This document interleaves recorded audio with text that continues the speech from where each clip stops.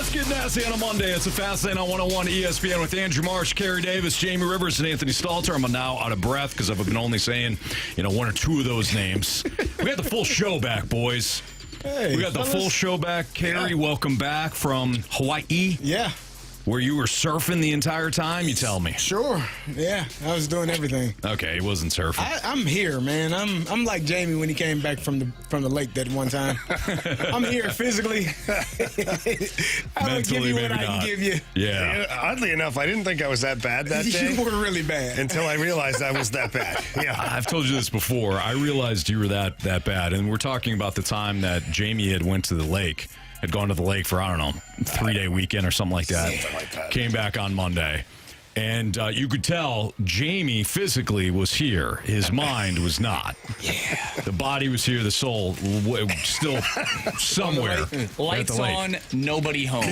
No. And I realized how bad you were when I was. We tend to, we'll poke a little bit in certain segments and see if we can get somebody going. And he didn't. You had no response. You're like, yeah, no. I am a piece of crap. You're right. Whatever you say, Anthony. You said it. I believe it. It happens, guys. It happens. Nah. So I'm in Jamie mode. I'm here. I'll try to give you. Well, no, I'm gonna give you just as much as he gave us that day. You better give us more than that, brother. My goodness. At least the first 2 hours he'll be here. Yeah, it's like 10 a.m. in Hawaii right now. I'd just be. Oh, just in time for your mimosas, yeah, eh, buddy? Yeah. Oh, everybody feel bad for Carey. What a weekend in St. Louis. Ooh, baby. What a weekend. Cardinals sweep the Twins. The Blues with a dramatic, exciting victory over the Avalanche in which Jordan Binnington was, the whole team played incredibly well, but Jordan Binnington was phenomenal. Took a puck off the shoulder/face in one of the more remarkable saves you'll see this season. The Battlehawks destroyed the Roughnecks on Friday.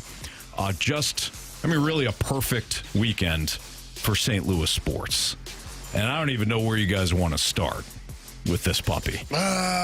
You were Jamie, in Colorado, so you go ahead. Why don't we talk about the Blues?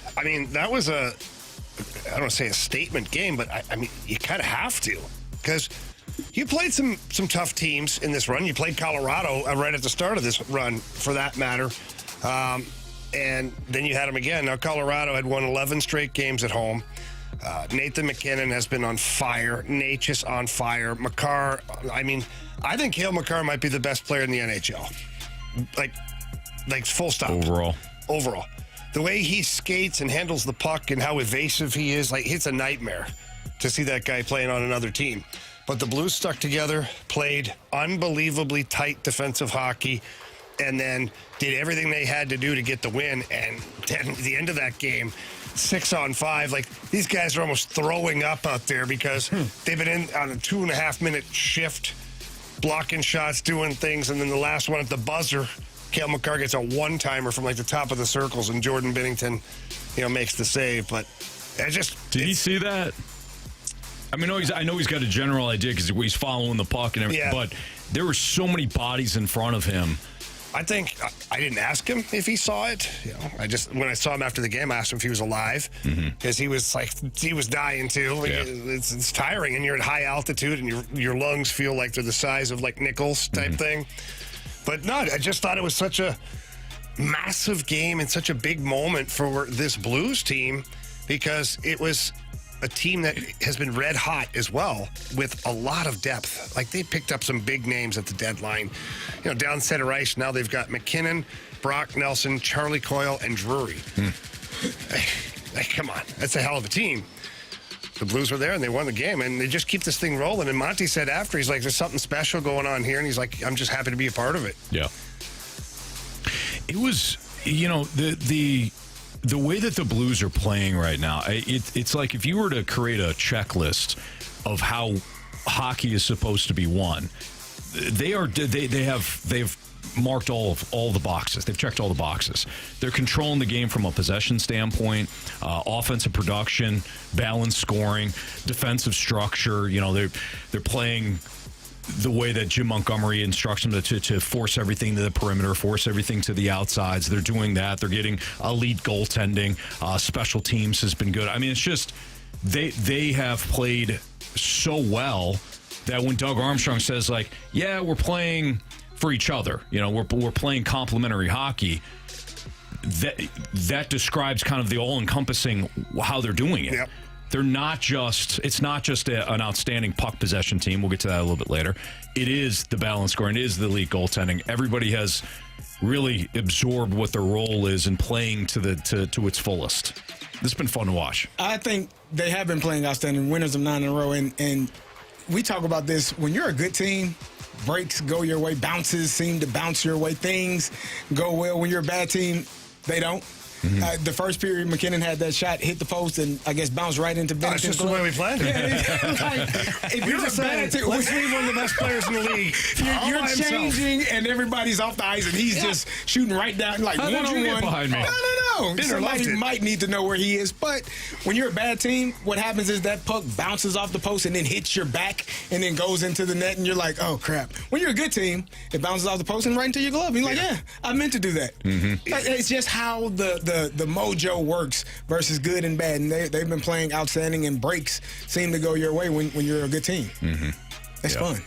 Guys, the vibes around town are huge right now. I was down at the ballpark on Saturday at the Cardinals game. Cardinals get a big win, and then we go straight to Ballpark Village. And I swear, everyone that was at Busch Stadium went to Ballpark Village to watch that Blues game. But there was never a doubt. Like, it was a 1-1 game heading into the third period. I never thought that the team was going to lose. Like, this is just a different feeling than maybe what we had before the Four Nations break. I don't think this team could ever lose again. That's how good they're playing. That's Pierre LeBrun wrote that. It certainly feels that way, Pierre doesn't LeBrun, it? who's a hockey insider, works for TSN, Hockey News, all that. He tweeted, "The Blues may never lose again." That was the tweet. Yeah, it certainly feels that way, and it feels like the Cardinals may not lose a game this season. I don't know how. Like, look, a series is never going to be perfect, but that was as close to perfect as you're going to see. I don't know. Are the Twins a good team? They certainly didn't look like it over the weekend. Yeah, but the Cardinals aren't supposed to be a good team. Right. You have to eliminate that. Absolutely. You have to eliminate the opponent. I don't think the 3 games had anything to do with the opponent. I really don't. What we saw over the weekend in that opening series sweep, the pitching was excellent. Sonny Gray worked in and out of some early jams, and he looked great. I mean, coming off the spring training where the velo was down and he's dealing with flu-like symptoms. Okay, so no problem on that. Eric Fedde looked sharp as well at the game that Marsh attended on Saturday. Andre Palante, another concern, right? I mean, that Twins lineup has got Buxton and Correa. I mean, they struck out Buxton in impressive fashion. And it was a big moment, too. It was a huge moment when the Twins were still looking to get back in that game. And then the bullpen strength as well. Bullpen allowing just 1 earned run over 11 innings in the opening series, and Ryan Helsley topped out at 102 at one point. And how about Nolan Gorman sending a bit of a message? Nolan Gorman, huge day yesterday. My guy. You got to appreciate it. Yeah. Sat down for a couple of games and showed up in this game when he finally got an opportunity. He did, yeah. He not only did he touch seats, he had some other big-time hits in that game as well. Lars Nootbaar, I mean, what more can you say about him? Hall of Famer. At this point, he's got the. What are you laughing at? I mean, the comparables. He is. If we're projecting, he's compared to Juan Soto and Aaron Judge and Mookie Betts. Like when they put the numbers up, he's right there with those guys. And he's not even using the torpedo bat. So we got to get into that. Yeah, we will. Yeah. Oh, jeez. Nootbaar reached base 8 times. 8 times from the leadoff spot. You talk about setting the table. Yeah, is that good, Carey? Good question. I think it is. The word catalyst comes to mind. 8 out of how many times? I mean, he had, let's see, I think 4 at-bats per, so 8 out of 12. 12. Could be better. Could be. Needed 4 more times. It'd be okay. He could be perfect. How about Nolan Arenado? You know, the one hit he had, so he had the home run, obviously, but the one hit he had, and I can't remember. Was it up the middle? Yes. On Saturday? Yes. Huge at bat. Huge part of the game, too. The pitch was outstanding, and he was able to, get that bat through the zone quickly and poke it up the middle for a big run. I don't know. Look, it all It was all perfect. It really was over the weekend. I mean, the defense was solid as well. Siani made a remarkable play in center. How about the play that Victor Scott had? Where Newt had a big catch, too. Newt had a big catch. Victor Scott, he seems to be the real deal, boys. Man, and he homered. He's special. He's extremely talented. He got 3 stolen bases over the 3-game stretch. Like, he's going to be... He's showing up and showing out. I think he's going to be a really good baseball player for this team. He's wearing the tight pants, too. Yeah, he is. He's rocking the tight pants. Yep. He's built for speed, some would say, No Anthony. doubt. You got to have those because when you have the baggy pants, you get caught. Yeah, of course. You get caught in the wind. Oh, yeah. Yeah, so. It's a big problem I have. Tight pants. Yeah, Speaking of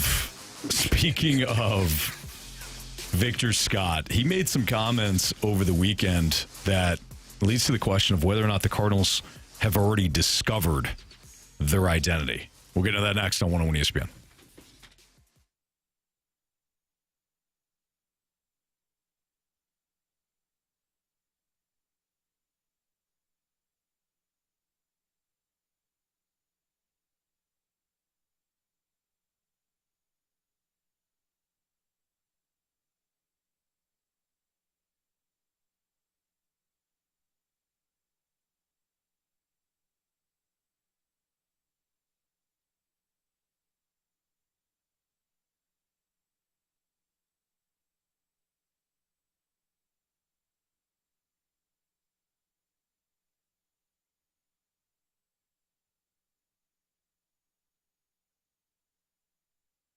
Anthony, how you feeling today?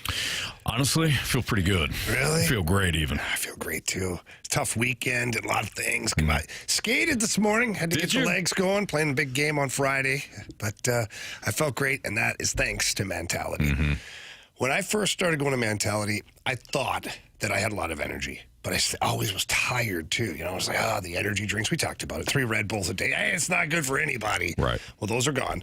And now I'm on a great program with Mentality, and I can't thank them enough. Yeah, I love it. I can't thank you enough for bringing me down there. Oh, you're welcome. I looked at you one time. I'm like, look at you. You look fantastic. What's your secret? And you were flat out. You're like, I'm not hiding it. It's Mentality. So you brought me down to Mentality, sat down with the board-certified physicians, and they're great. They just ask you basic questions. How are you feeling? And be honest. Well, I felt like my fatigue was... It like hit me in the middle of the day. I'm like, what the hell's going on here? I don't like this. I'm in my early 40s. This is not the way I want to go down here. But when it came to Mentality, I also told them about the weight gain and the not getting in the gym and flat out being irritable. I mean, my mood was all over the place too, and not just the rant that you see on the show, but even when I get home, I don't want to live that way, right? So Mentality, simple blood draw. You and I both realized, thanks to Mentality, we're low on testosterone and some other vitamins. Yeah, and look, visit one of the 2 locations that they have, Chesterfield or in South County. When you walk in, tell them that Anthony and Jamie sent you in. They're going to take care of you. Got a little special surprise for you, okay? Mm-hmm. But you got to tell them Anthony and Jamie sent you in. They're going to love to hear that. And let's not forget, too, if you need any more information, you can always visit lowtusa.com. Again, that's lowtusa.com.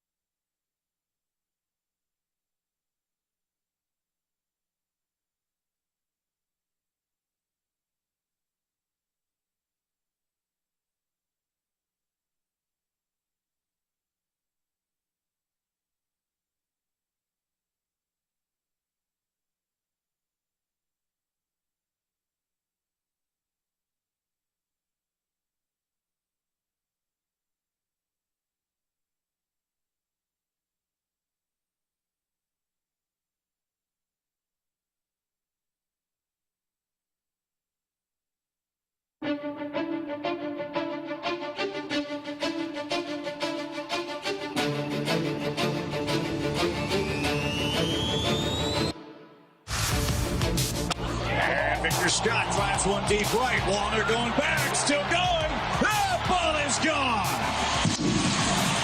We got a great balance of guys in there who understand their roles, who know what to do when that time comes. So it's worked for these 3 games, and it's going to continue to work there for the rest of the season.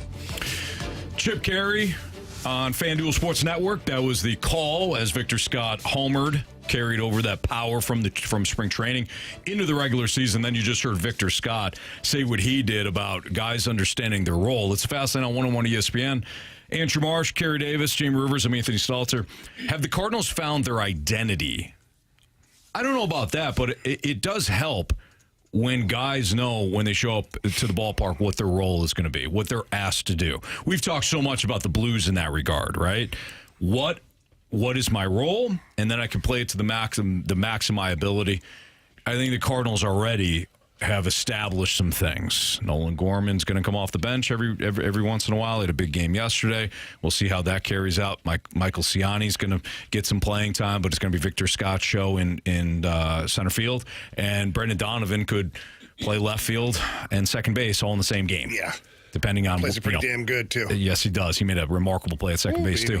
So I like where the Cardinals are at, but I would pause on whether or not the Cardinals have found their identity. It's just too early in the season. Yeah, I'm gonna carry this the same way I carried the Blues season. Like now, I finally, 9 games. No, gotta jump on it now. No. I said it last week. You weren't here. Okay. Don't The jump week on before. now. 2 weeks ago. 2 weeks ago. Okay. I don't even know Well, let what a brother day it is. know. I said it. Marshy knows. Tried. You were in Florida. You were in Florida finding, manatees and things, or maybe I couldn't. not. Went to Manatee Park, had no manatees. Unfortunately. That's unfortunate. That's a problem. That stinks. Yeah. But no, I said it at that time, 2 weeks ago, that I had finally jumped on board the Blues train, and then they won 9 in a row. I'm not going to jump on the Cardinals train bandwagon yet. It's Why would you, way you too Dodger early. fan? Well, yeah, that's part of it. The other part is we got a text from the 636. Not to ruin the mood, but the White Sox are beating the Twins 9-0 in the second inning. It's the 4th inning now. But yes, beat bad teams 2 years ago. So that's it. Don't want to ruin the mood. I don't know if the Twins stink or not. I'm reading the text. Okay, the Cardinals beat them up so badly that they went to Chicago and they're in a haze. Or they stink. Who knows? It's too early to tell. It's way too early, and therefore it's way too early to tell on the Cardinals. Great week, great job, great opening homestand, great job, Clydesdales and Ballpark Village, as Marshy said. He was down there. It's awesome. But we're not gonna go there just yet. Jamie, we're gonna stay even keel. Remind me what sort of pace the Cardinals are on. How many games are they projected to win? 162. That's correct. Has that ever happened in Major League Baseball? Never.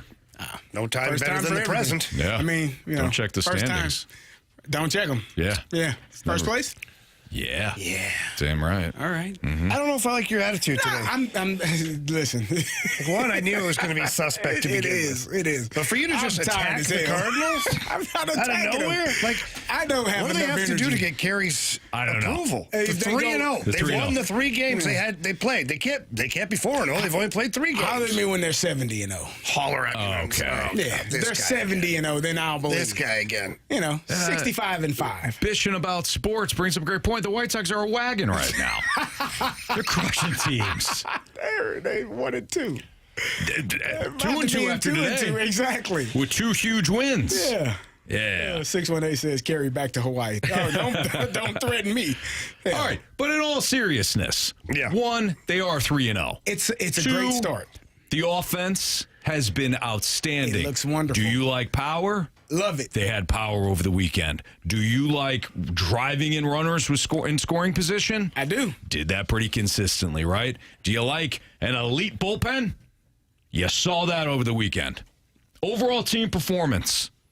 Did they play with effort, intensity, I'm all dash of fun? I love it. Yeah. I'm happy that I am No, you don't actually seem like it. pleasantly surprised. Does he? Right, Changed Nolan Arenado got a standing ovation, right? The curtain call, because they were so happy about him hitting a home run. Like the fans, they It's didn't the best really. fans in baseball, Carey. Did you expect anything less? It's a little empty in some spots, but Hey, it's raining. okay, cool. But either way, Sold out for opening day. yes, was it? That's what they announced. It was pretty packed. Yeah, see? was You packed. weren't there. I wasn't. On opening day, it was definitely packed. packed. Yeah. What about the next couple of days? It was raining. There were fans Not there. quite as packed. I was there. It was raining. Well, you're a real fan, Marshy. You're a real fan. Thank you. Nah, I meant that. That was a compliment. Thank you. No, I'm taking that as a compliment. That sounded snarky. I read that too. I stayed downtown to watch How both did they hear games. that? How did you hear that as Because, a snarky Carey, comment? You're a real fan. No, it's the way you say things and then that little grin you put on it. It's like, I know what you're doing, and I don't like it. I'm taking it as a compliment. Well, It you know wasn't. what? Well, it was a I'll compliment leave. to you, but it was Yeah. a shot at everybody no, else. that That is true. It was a crab sandwich to everybody else. Yeah. You're not leaving. I'm not kicking you off this show. You can kick me off. Jamie, you telling me to leave? Not All right, I'll today, get out of buddy. here. I'm telling you to strap in Oh, God. because you don't want to be here. It seemed like, though, the Cardinals found their winning formula for these first 3 games. 100%. Can they continue to do that? We'll find out. idea. No Guys, clue. it goes back to what we said all off season. Not all of it, but there was a time where we're like, you know what? I mean, I know I said it, is I don't see the big deal. Like, it's basically the same team you had last year, minus Paul Goldschmidt and minus the other older guys in the rotation, Lance Lynn and Gibby. So you're either going to play to the maximum of your potential, like we said, Lars Nootbaar. What could he be? Well, if he's playing at the maximum of his potential, he's a hell of a baseball player. He's showing in 3 games he can be a hell of a baseball player. Gorman is proving he can be that left-handed bat with some power and drive the ball. All of this is a great starting point. And to me, they were exciting to watch as well. And if that's the case, even if they lose a handful of games here, they're 500 on the season, I still think that they're headed in the right direction, especially when the young guys are starting to perform the way they have. If we simplify this, if we just simplify our frustrations, forget the roster construction, forget all the moves, forget about Mo and all that stuff. If we just simplify this, what is one of the biggest complaints we've had here in St. Louis? We're watching bad baseball. Yeah. That's the biggest, if you're just going to the generic route and simplifying everything. We have gotten frustrated over watching bad baseball. And here in St. Louis, we're not used to it. We're not. And over the weekend, it was good baseball. It wasn't like they fell into wins or, they're playing what I have no idea what the Twins are going to be. Forget the opponent. I'm not even going to go that route. It was good, solid. It was fundamental baseball. Pitching was solid. Defense was solid. Bullpen was lights out. And the offense had balance. There's nothing you can play about after 3 games. The Cardinals did what they were supposed to do. If the Twins are a bad team, which maybe they are, we don't know, but they did what they were supposed to do. I think the bright side, the best part of it all is you played that well, which you did, and one of your better hitters, 2 of your better hitters from last year don't even have a hit yet. Like Wilson Contreras and Mason Wynn. Now, Mason hasn't hit anything all spring, and that might at some point become a concern, but he plays defense, so the hell with it. Fast lane it, figure it out. Right. Wilson Contreras hasn't had a hit yet. That is something that you can say, He has we're eaten playing. tape, though. Did you see that? I didn't see that. What did I Dude, miss? he ripped the tape off because the tape and he was ate coming it. off the bat, and because he already had taken the time out, he couldn't step out again, and the pitcher only had 11 seconds on the clock, so he ripped the tape off and put it in his mouth. Ah, yeah. That's my guy. That's my awesome. kind of guy. Yeah. Now, he said it tasted horrible. I'm sure and it then he did. struck out, but either way. Why didn't he just rip an it up animal. and spit it out? Oh, it's littering. I don't think Carey. you want to litter. It's the city of St. Louis. Not as cool. Yeah, you get Yeah. fined I for mean, that. you couldn't He rip ate it it. out, chew it, spit it out, get ready? No? I would have just stuck That's it to not the Wilson catcher's Contreras. helmet. Here, I'll get this later. You deal with it. Yeah. Guys, the Cardinals are 3-0 for the first time since 2006. And we all know what happened that year. On the World Series, baby. So, You know what else? 227. Yeah. The Blues are on the longest winning streak since 2019. Oh, Good time to be a St. Louis fan. And the Battlehawks lost their Week 1 game last year. Destroyed Houston on Friday night. Yeah, that was destroyed them. Drubbing. CSC lost on yesterday, but Oh, Marshy. Marsh. Why would you Yeah, do but that? Jake No, I'm just Neighbors and saying. Dylan Holloway were they were there. They were. Yeah, So. they're banged up. City SC. They are, yeah. They're banged up. Yeah. They'll be fine. There's only 1-0. Yeah. The defense, solid. The running, excellent. They're going to be fine. Yeah. It's Fastlane on 101 ESPN. Hey, we did not play. We're getting a lot of questions about the lineup game. So the lineup came out in BK Ferrario show like an hour before our show. Marsh and I saw the lineup. Jamie and Carey did not. I think we owe it to our listenership Carey's not going to try. to play the lineup Tell game. already. His Well, attitude sucks. Are you going to say the shortstop has to lead off still? Listen, buddy. Marsh, See what you do we have want to say. play it or no? I'm just saying it was out a while ago. I haven't seen it. I haven't You've seen it. already seen it, though. So I it's can't play. I don't like that. Well, he said he's willing to let Jamie and I play. Why can't we play, Marshy? What's your problem with us? He doesn't like us. I'm starting to I was notice out it. all last week. There's a lot of things. You were out here and I don't there. want to press you, Marsh, but I'm just saying, here Josh, today it's and not working the his tail same. off. Josh Jones, yes. Willie, not the yes. same. Droid FX, yes. You got a lot of yeses, a lot of yays. All caps, the yays too. have it. All right, well, why don't we do this? Why don't we do what's trending? We'll kind of take a pause here. We'll see where Marsh's head's at. And then maybe these guys will play the lineup game. Maybe.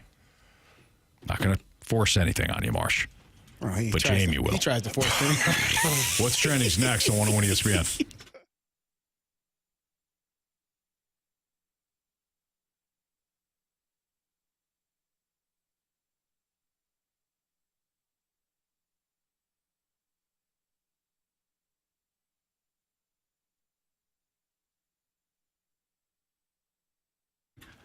Circa Sports Illinois, the app is out, and thanks to Derek Stevens, owner of Circa Las Vegas, it is the world's largest sports book in the palm of your hand, and they've got all sorts of great things going on over there. Whatever sport you're into, they've got odds on everything, and when I say they have odds, they have the best odds. Pick an app, any other app that's out there, and you can compare it to Circa, and Circa has better odds. They also have great lines for their futures bets. They've got all the props, parlays, all those things. So much fun when you download the Circa Sports Illinois app. They've also got high betting limits, so get a little risky if you choose to. And let's not forget that it's super easy to find. Visit their website, and you can find it on there. Or you can find it in the App Store as well. It really is a fun app to use, and I use it all the time, and you should too. So please, don't miss out on the action. Download Bet Like a Pro with your Circa Sports Illinois app today and join in on the excitement. If you or someone you know may have a gambling problem, call 1-800-GAMBLER or text ILGAMB to 833-234.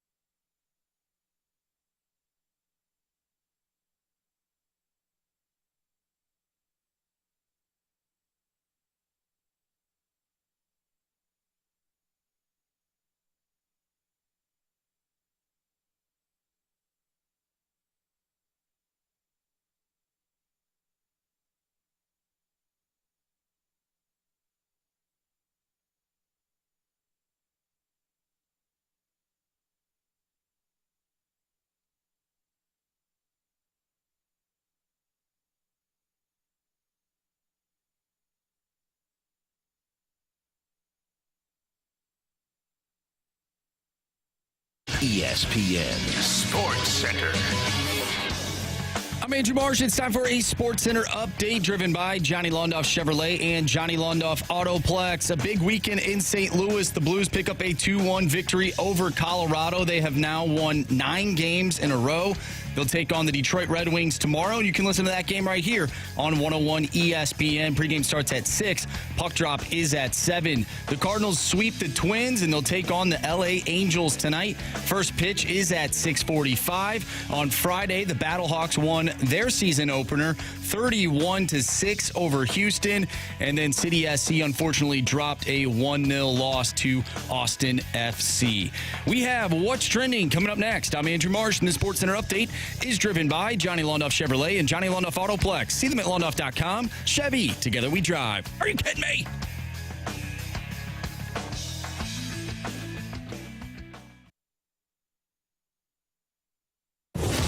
What are the hot topics in the sports world? What in the wide world of sports is going on here? It's time to find out with What's Trending? Brought to you by Elite Comfort Experts. Heating and cooling with no gimmicks, just guarantees. EliteComfortExperts.com.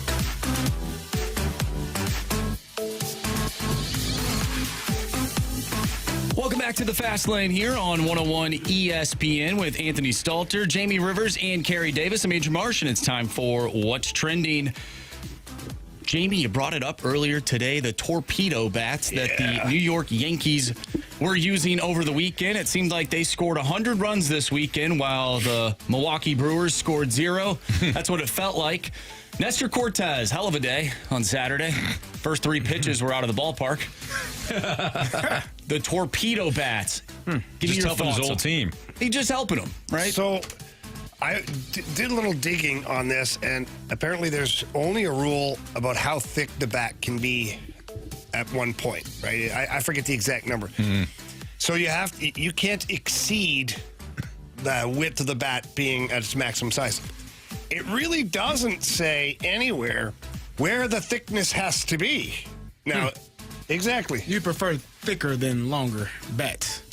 Probably, yeah. It makes it easier to barrel. Yeah. Carey, good question, by the way. Sure. But most of the times we've seen the end of the bat be the thickest, you know? And that's not always the best.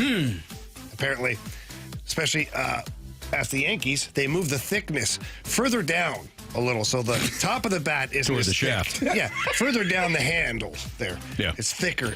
Are we still talking about bats? We are talking We're about absolutely bats. talking about bats. Yeah, no, I'm just making sure. What kind? Torpedo. Torpedo bats. Got it. Yeah. So anyways, this they did apparently the Yankees hired some MIT person to see like where the ball hits the bat the most. Right. And they found the spot where the number sweet said, spot. Yeah, here's where the hits. So they took the thickness and moved it to that area and then put up 312 runs. That sounds legal-ish. I think they're going to get... There's not a rule against it. You mean? So there's one thing that they say that the bat must be like smooth. And what they mean, but what's your definition of that? Meaning that they can't, like, some people are saying, like, now if there's a bump in the middle of the bat, it's not a smooth bat. Right. So the Yankees are probably going to fight this because they obviously threw a bunch of money into this research and into whoever this guy was that came up with it, and they've had some success. Aaron Leanhart is the My name. question is, who told? Like, well, if you have a distinct advantage, the team and the shut up. But you can see it though But too. so what? Let somebody else mention it before you. Don't tell on yourself. So the players if I got talked a thicker about bat, it. The players brought it to the broadcaster's attention, and their home broadcast was like, "Well, if you notice, the bats are a little different on here." They just want to be. What do you think? Yeah. Why would you say anything? So if you haven't seen these bats, it's a unique design. It's supposed to redistribute mass closer to the handle, Jamie. The adjustment aims to enlarge the sweet spot, potentially enhancing hitting performance by increasing the likelihood of making solid contact with the ball. Sounds like the bat looks a little weird. It does kind of it's thin and gets thicker. Correct. In the middle. Yeah, and then it which gets is thin, odd. it thins out again. Yeah, I mean, it seems a little odd. Apparently, it works. And as Tim Taylor and the Snake Pit mentioned, the MLB approved it. So, well, how long before everybody else does it? Till they saw an hour. Hey, they're already working on it. I'm sure. Yeah. Why hasn't this taken place before? Why did it take this long? Well, who the hell would think about moving the thickness of their bat? There were players that have used this before, just not to this level. They didn't score like 20 runs in one day. And it is the Yankees at a hitter-friendly ballpark. Yes. And Nestor Cortez, who knows? Maybe he wanted to help his former team out. Oh, he should have started throwing at them instead of at their bat. Yeah, might be a good idea. Yeah. Guys, Battlehawks 31-6 over Houston to start off the season. Are we in the midst of a championship squad? Dude, it wasn't even that close. It wasn't even that close. That was a thorough beating. Houston could do nothing against that offense. Manny Wilkins looked excellent. Friday, during Freedom Friday, we got a prediction, right? Marsh, we were asked, what's your prediction? And I said my prediction was Battlehawks by at least 6, because the spread was, 5.5 or something like that. So I thought they would cover. But I also said we'd probably see the two quarterbacks alternating series at some point. Maybe not a true 1-for-1. Well, the Battlehawks offense looked so good in the first half.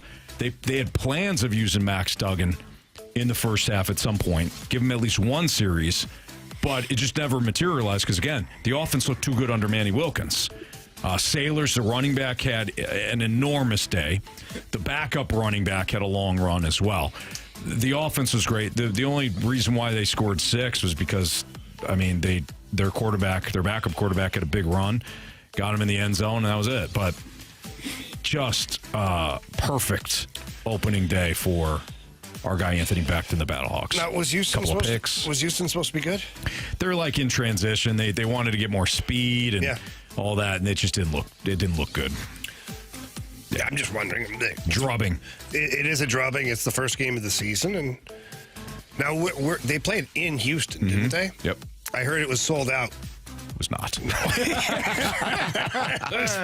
Maybe one section of the entire stadium was sold out. Yeah, but that's 305. But that's ultimately, not to be a Debbie Downer, just shift the conversation, is that's ultimately going to be the downfall of the league, is every city not being able to put up the attendance numbers that are necessary. Yeah. Which stinks. Won't be a problem here in St. Louis. Won't be a problem here. But others got to get off their dead ass and go to the games. Last year, St. Louis was the only stadium in the league that was actually producing good revenue. Mm-hmm. Now the problem is the revenue gets spread out throughout the entire league. Right. So I don't know how they keep this thing going. Yeah, I don't know if one team can provide the entire revenue for the league. Keep everybody afloat.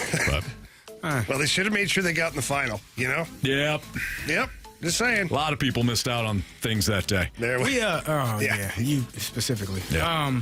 When we talked to all three quarterbacks, Manny had just a little bit. The conversation, it felt like he was the most confident. And sometimes you can tell that through just conversation, but you just felt like he had control over everything that was going on.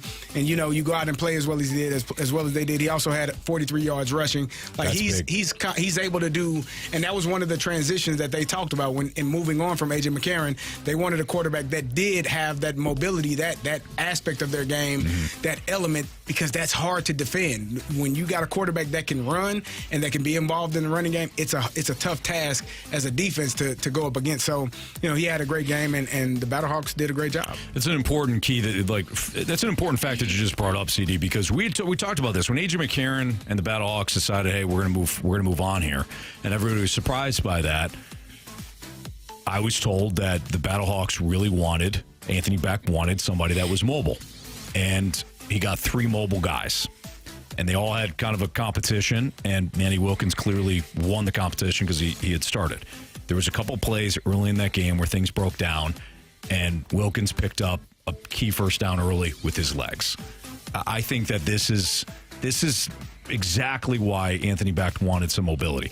And they even brought up in the broadcast, Anthony Becht was tired of watching Adrian Martinez run all over his defense last year. So he wanted that mobility. He got it, and the Battlehawks had an outstanding week 1. We'll see what they do in the home opener. All right, it's Fastlane on 101 ESPN.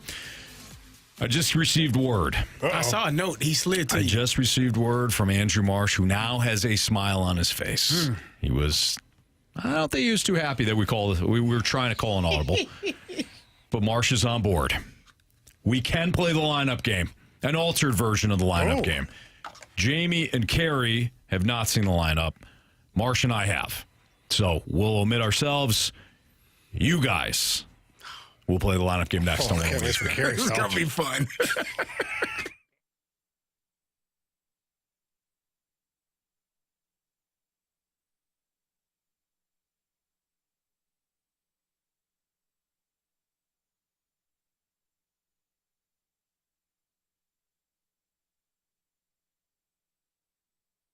All right, it is that time of year. Everybody's looking to get their house on the market, want to be the first to market, get the best money available. Well, maybe you're not sure of exactly how much you should price your house at or even what direction you should go in. Please call Gloria Lou with your home sold guaranteed realty. Gloria's been in the business for over 20 years, and she understands the landscape here in St. Louis. She understands that each area has its own unique asking prices for those homes, and that's why she's going to get to your home, take a look at it, and tell you exactly what to price your home at. For you to get the most money and sell it fast, get to the closing table, and that's what you want to do. So please don't hesitate to call Gloria. Let's not forget she has thousands of buyers in her database, and she's going to direct them to your listing because she loves to see you get the most money and close fast. And that's what Gloria Lou does. She gets your home sold fast.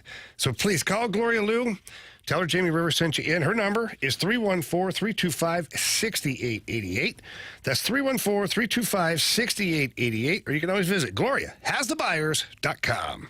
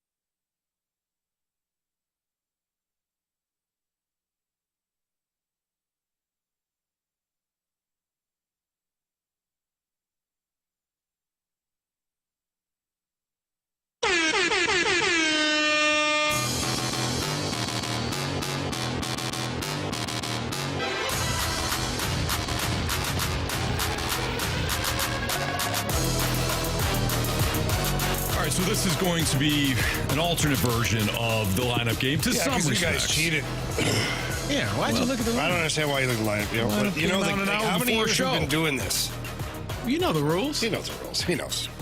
Well, he made the damn rules. He knows the rules. Yeah, he thinks he made the rules. But anyways. You know what? I also appreciate and respect our guidelines put forth by our own Jamie Rivers that if you did see the lineup, you're honest about it. Yeah, you got to be. Yeah, we are honest. And Marsh and I saw the lineup. Yeah. So we are going to, obviously, Marsh always excuses himself because he's got to play the Sounders. He's going to tell us whether or not we're right or wrong. Jamie's got But his I'm going to pen and excuse paper. myself. Well, yeah, that's how you He's write ready. things down. Well, Carey. I don't write things down. Just wing it. No wonder we suck at this game. Well, boys, Jeez. It's been a while. this is the first one of the season. Yeah. Because we didn't have an opportunity to play Really? last week You opening didn't do it day. last Never week? forget your first, Carey. Yeah. The game was early. Oh, man. So lineup was like 3 or 4 hours early for Okay. us. Anyways, Jamie, Yeah. Gary, take Yeah. over. It's got to be our guy, right? This is Lars Newbar. Yeah. You, me. Me? I'll go. You. Me. Show us Lars Newbar. International superstar. Oh, the new Sounders. Watch out, they're running any walls or anything. Wow. I like it already. All right. So who has been in this spot? It's been Donnie Baseball, hasn't it? I think it was Wilson. Oh, Will. Yeah. I think it was Wilson and then Donnie and then Nolan Arenado. I don't, they like to go the lefty righty. So I would stay with Wilson. This Yeah. is. See, Anthony's looking at us. He needs to get in on the action too, Wilson. Wilson, yeah, get him in early. Yeah. All right. Show us Contreras, please. You don't know how to play first base. It's not that hard. Tell him, Wash. It's incredibly hard. Hey, anything worth doing is. All right. We're hot right now. Yeah, we're good. Okay. So then This has got to be Donnie. You don't mess with things. you don't mess with success. Nah. All right. Go ahead. No. Show us Brendan Donovan. No. Okay. Gosh darn All right, it! so who else could we put in here? Well, it's a lefty on the bump. Is it just Gorman? I don't think Already? he moves. No, I don't think he moves up that. That's a big. So, oh gosh, Burley? I don't think Burley is playing. Okay. It's a okay. lefty. All right. So Well, I wait a would- minute. If Luke and Burley, Baker. Wait a minute. Who's on the bump? Tyler Anderson, What is he? lefty. LHP. I only said it 3 times. Are you not listening to me? I wasn't really listening to that, Literally He tuned said you right it out. 3 times. I just thought He you did a confirmation from Anthony. Nobody listens to me. Who is it, Anthony? He's a lefty. Okay. Yeah. What The hell with what Carey said. Anthony, thank you. You're welcome, Jamie. Carey, I like to keep my co-host informed. Jeez. You're welcome, buddy. All right. So does Who we got? All right. hang on. So if Contreras is there, It's going to be a righty. I mean, a lefty. so is Contreras playing first base or is he DHing? Because if he's playing first base, I could see Lukan Baker DHing. And you think Lucan is here? I don't. Did you see him hit the baseball in spring training? I did. But you think he's batting third? Right now, I have no idea who's batting third, Carey. Oh, wow. But you said Donovan, and you were wrong. I did. Well, we said that. Oh, my. They're starting already, I see. I would lean Lukan Baker. All right, go ahead. But you don't. No, you don't. See the way he says it? I do. feels I high. picked up on It it. feels high. But, no, go ahead. High in the lineup. Yeah. You guys got to trust yourselves. All right, show me Lukan Baker. Pat a cake, baker's Gary! Big guy. I like it. All right. Rube Baker. All right. This got to be Baker. Rube. This got to be Nolan Arenado. It's got to be, yeah. Go ahead. Show us Nolan Arenado. A lot of people think you get in your mid-30s and your career's over, but like I always say, until they stop scouting, I ain't going to stop playing. What's that from, Marsh? Do you know? I forgot what it was. It was something I found. It was, it's not Kent Murphy. It's this other guy. That's awesome. All right. Okay. It's going to be a lefty here. Yeah, you put Donnie here? Yes. Donnie? Burley? I don't think Burley's I playing. don't think Burley's playing either then. That's right, because we got Baker, DH, Contreras at first. Or vice versa. So it's either, I think it's going to be Donnie Herrera. Go ahead. No, of course, okay. Show us Brendan Donovan. That's ridiculous. Told you. Wow. Show us Herrera. Oh, Yvonne. That's a French-ass name, Yvonne. Yeah, my little croissant. Little cheese on my croissant. That's hilarious. That's the best. So is this Donnie? I think it's Gorman here. Well, you go ahead. Oh. No, you have it. No, you go ahead. Show us. Nolan Gorman. Oh, for God's sake. Whatever, Janet. Go ahead, Carey. Show us Brendan Donovan. Third time's charm. Look at that guy. Vibrant, handsome. There you go. Hair. All right. Okay. So then you got Walker, Scott, Wynn. Gotta be. You need a shortstop. You need a right fielder. And you need a center fielder. Yeah. It's been Walker, Scott, Wynn. All right. Show us. Jordan Walker. Die for every ball. It's boring otherwise, plus it looks harder. The most important play in right field is what I like to call the janitor throw. Guaranteed out every time. I call it the janitor throw because it cleans up that are trying to take an extra base on you. Okay, go ahead. By the way, Josh from the Snake Pit says, "Holy cow, Marshy, you're killing it." Thank you. Very well done. This is good. And DLW 1904, awesome, Marshy. Show us Victor Scott. Run, run, run as fast as you can. You can't catch me. I'm the gingerbread man. Oh, that's awesome. All right, round it up here with Mason Wynn. Show us Mason Wynn. Second! Bring me that up! Oh, my goodness. Not bad. Not bad for our first go here. Yeah. Not bad. All right. Run it, Marshy. All right. Leading off in left field. He's waiting. Yeah, we always say. Yeah, you could have jumped run in it, there, Marshy. even though you saw the lineup. It wasn't my place. It wasn't my lineup. You guys did a great job. I need the indicator, you know? You do. Yeah. You're not going to just lay down a bunt. Yeah, exactly. Exactly. All right, leading off in left field, Lars Nootbaar. Batting second at first base, Wilson Contreras. Batting third, your DH, Lukas Baker. Your cleanup hitter, third baseman, Nolan Arenado. Batting fifth, catching, Ivan Herrera. Batting sixth, second baseman, Brendan Donovan. Batting seventh in right field, Jordan Walker. Batting eighth, center fielder, Victor Scott II. And batting ninth, the shortstop, Mason Wynn. You guys played this already? Oh, yeah, you did. Yeah, played it once. Who did I pick? I don't believe what I just Contreras. Home run. The guy jobbed me. And we gave Victor Scott to you. Did I get it? No. All right. Do we have our tiers again? Do we know what our We tiers are? do have tiers. Yep. Tears for Fears, Carey. Do we know what they are? Marsh. Just pick. All right. Yeah, so Anthony, you are leading 1-0, and Carey's not looking at the sheet. It says right here, is it on there? Arenado and Contreras are 1-pointers. Mason Wynn, Alec Burleson, Nolan Gorman, Brendan Donovan, and Nootbaar are 2, and everyone else is 3. You can argue with our list here, but that's what we're going. It's final. Wow. It is final. We didn't put Luke in back. He's not going to play all that much. Cool. He could be a good 10-pointer off the bench, though, Carey. Yeah. See? Yeah. All right, so Anthony, I guess you go first, buddy. Yeah, you're leading. I thought about Lars, but I don't want to go lefty on lefty crime. I think that Wilson Contreras, his first hit of the season, is an absolute moonshot. Man. Give me Wilson Contreras, please. And thank you. All right. Who's next? You can go. Thank you. I'm going to go with my guy, Lukas Baker. You. What? Terrible. You're terrible. So what is Baker? 3? 3 points. Baker's a 3. That's where I was going to go. I should have kept my mouth closed. Probably should have. All right. Is it on me? Yeah, you can go, Carey. All right.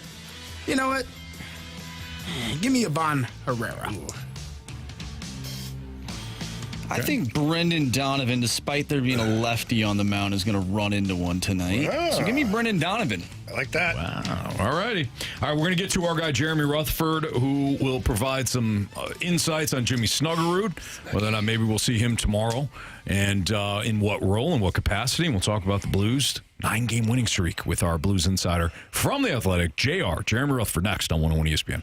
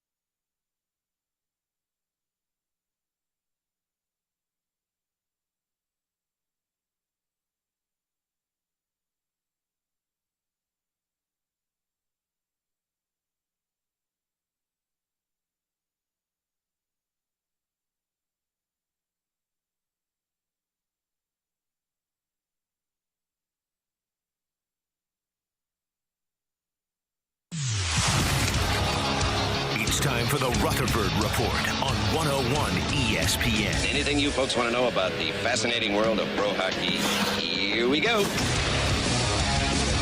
It's Fastlane on 101 ESPN 303. Your time check is brought to you by Clarkson Jewelers, an officially licensed Rolex jeweler. Andrew Marsh, Carey Davis, and Jamie Rivers. I'm Anthony Stalter. And we head to the Collier and Thompson phone line. We're joined by our guy, Jeremy Rutherford of The Athletic, at JP Rutherford on Twitter. What's up, JR?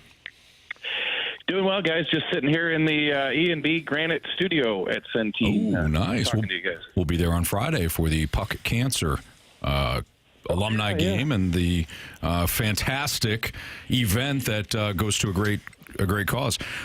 JR, before we get into the win over Colorado, a lot of people wondering about Jimmy Snuggerud. We know about the fact that after his college team was eliminated in the playoffs or their college tournament, that he joined the Blues. What do we know about him potentially playing tomorrow night?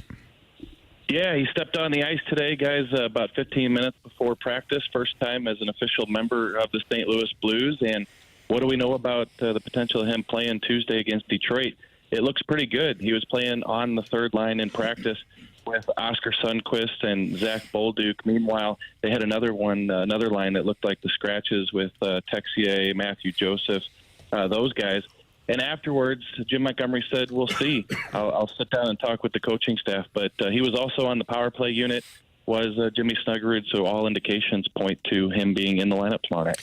JR, any talk or chatter about, the guys now? Like, it was a pretty identical lineup for a long time for the Blues. And now, they're shifting guys in and out. Dvorsky's in, then he's out. And then you got Texier in, out. Joseph out now. Anybody talking about the fact that maybe they're not fond of this? Yeah, and that's obviously a possibility. They're not going to come out and say it in the interviews that we do with them. But I did ask Jim Montgomery that question. I actually have my story up. It'll be posted here at The Athletic in just a bit. And I said, hey, Jim, do you worry about that? Do you worry about, the chemistry that you've built and moving a guy in like Snuggerud into the lineup and taking guys out, what that could do? And he said that as a coach, you never stop worrying about all those possibilities. But in the end, I think if you communicate it to everybody that's involved, especially your leaders, and they understand that when we bring in a new player, it's an opportunity for us to get better. In the end, we all want to put the best players on the ice and the best team possible. So he'll sit down with the staff, he said, and make that decision. And maybe just because Snuggerud gets in tomorrow night, maybe he doesn't play the next couple games after that. We'll see. But I think that Jim Montgomery did admit kind of a delicate issue. I also followed up by talking to Braden Shen about that topic, and he said the last thing they're worried about is Jimmy Snuggerud coming in and disrupting things. Good kid, good teammate. And they said they're just going to help him along. How much pressure is it on a Jimmy Snuggerud or a Dalibor Dvorsky, knowing how well this team is playing? You don't want to have a drop-off. You know the guys that are going to be sitting out healthy scratches because you're in the lineup now. How much pressure do you feel like is on those guys when they get their opportunities? Yeah, I can't imagine. I mean, you're Dalibor Dvorsky and you scored 20 goals in the American Hockey League. You're waiting for that opportunity. It finally comes, and they put you in the lineup, and you've won. The Blues have won a handful of games in a row, and you don't want to screw that up. And he came in and showed well and played well, and they pulled him out of the lineup, and they're still working with him and teaching him some things in practice that when he gets back in there, he'll be able to use. But same thing for Jimmy Snuggerud. What a whirlwind of emotions. I know it is for a lot of these college kids, Carey, but, a couple nights ago, he's playing to go to the Frozen Four in St. Louis. They lose in overtime, and now he's on the Blues ice here, and he's going to be, it looks like, in the lineup. So, talk about 9 in a row coming off that win over Colorado. Want to make it 10 in a row, and now you're playing a part and taking somebody's spot in the lineup. There's got to be a lot of pressure, but, that's what makes these guys so good at what they do, just able to deal with those types of emotions as they come into these situations.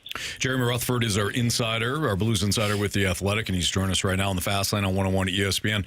JR, has Doug Armstrong's rebuilding plan, is it already, I don't want to call it, is it already a success? Because there's still a lot of time to figure that out, but has he already been validated with the moves that he has made based on the 9-game winning streak and the fact that the Blues are very likely to get a playoff spot? Yeah, I think so. I think it really has. I think you look at the moves that he made, bringing in Holloway, Broberg, Cam Fowler. Cam Fowler has another year left on his deal. Now all of a sudden you're working in a Dvorsky, you're working in a Snuggerud, so fans are getting a chance to see these guys play at the end of the year too. I think the fact that they're going to make the playoffs. They would have to fall on their face and the other teams win out not to make the playoffs. So I think that in itself speaks to it's already been a success. And then you look at the big picture and say how things are coming together this offseason. They can make some changes, bring in some more players. I think that this came together really nicely toward the end of the year. And give the team a lot of credit, but give Doug Armstrong credit. There were a lot of people, including myself, questioning at times which direction is this thing headed. Should they rebuild? Why are they doing the retool? Are they just trying to keep butts in the seats? But this team pulled it together here at the end of the year, and they're making the plan look really, really good. JR, Jimmy Snuggerud, not the only guy touching the ice today. Also, Colton Parayko back out on the ice once again for the Blues. Do you know of a time frame for him? I probably not, I'm sure. But, in your opinion, what do you think would make sense for Colton Parayko? When do you think he should come back? And who do you think comes out when he comes back? Yeah, it's going to be a tough decision because all the guys have been playing well on that back end. Do I have an answer when he's coming back? It's funny. I'm in the locker room today, and you guys have been in this situation before, too. Colton Parayko walks in. He's practiced for the last 45 minutes. You love to go over and catch up with them. But what are we doing? There's 20 media people circled around Jimmy Snuggerud's locker room trying to get position for when Snuggerud comes off the ice so we can talk with him. And so I didn't get a chance to talk to Colton and catch up with him. But he's been out on the ice with the team, looked good. I haven't heard anything in terms of setbacks. Usually when guys are on the ice day after day, it's a pretty good sign.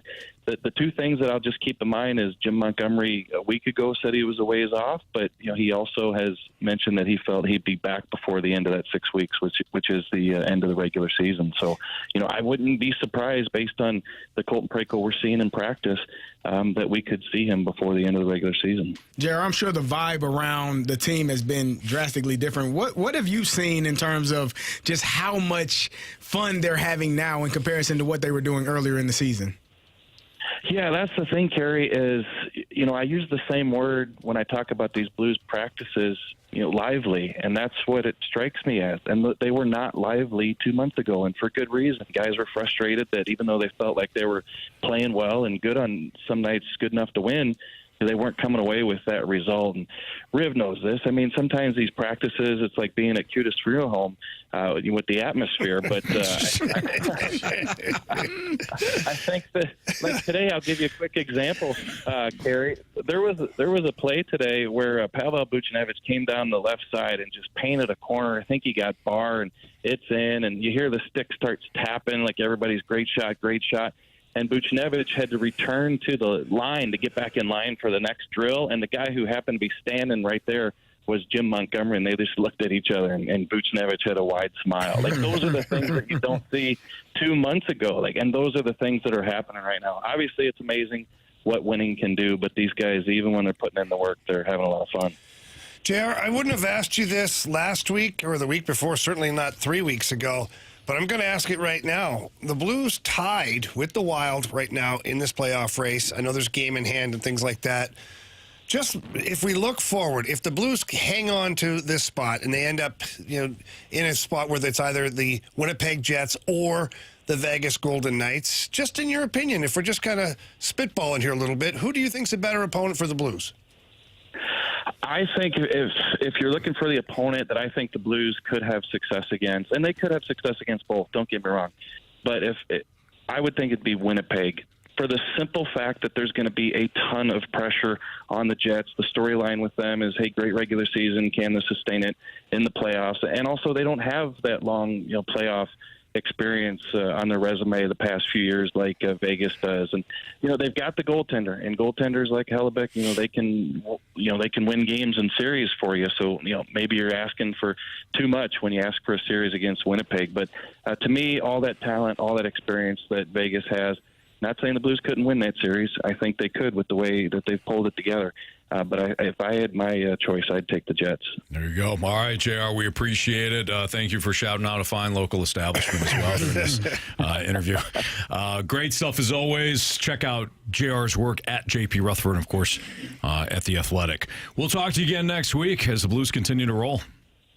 Sounds good. And a story on Snuggerud's first day with the Blues coming up here shortly at The Athletic. Make sure you check that out. Excellent. Thanks, JR. Okay, see you guys. Tomorrow the Blues will take on the Red Wings. The Blues will take on the Penguins then on Wednesday, and then they got the Avalanche again on Saturday. So this is a nice little stretch here. Red Wings, Penguins, 2 winnable games, and a team you just beaten in Colorado. The next 2 games are huge. Yeah. The Calgary Flames play Colorado tonight. Minnesota Wild plays New Jersey. The schedule's going to get tougher for some of those teams. These two games, Tuesday and Thursday, are massive. And I know we've said that for some would say the biggest games of the year. Well, almost, Carey. Marshwood. Yeah. But I'm just saying, it really puts the pressure on the opponent. You're 2 games further down the road into the schedule. If you win those 2 games, that's another 4 points that somebody has to catch up. Even if they have games in hand, they have to win those games. Right. Puts a lot of pressure on them. That's Jamie Rivers, Carey Davis, I'm Anthony Stalter. It's Fastlane on 101 ESPN. Can this Cardinals team win back sour fans? We'll talk about it next on 101 ESPN.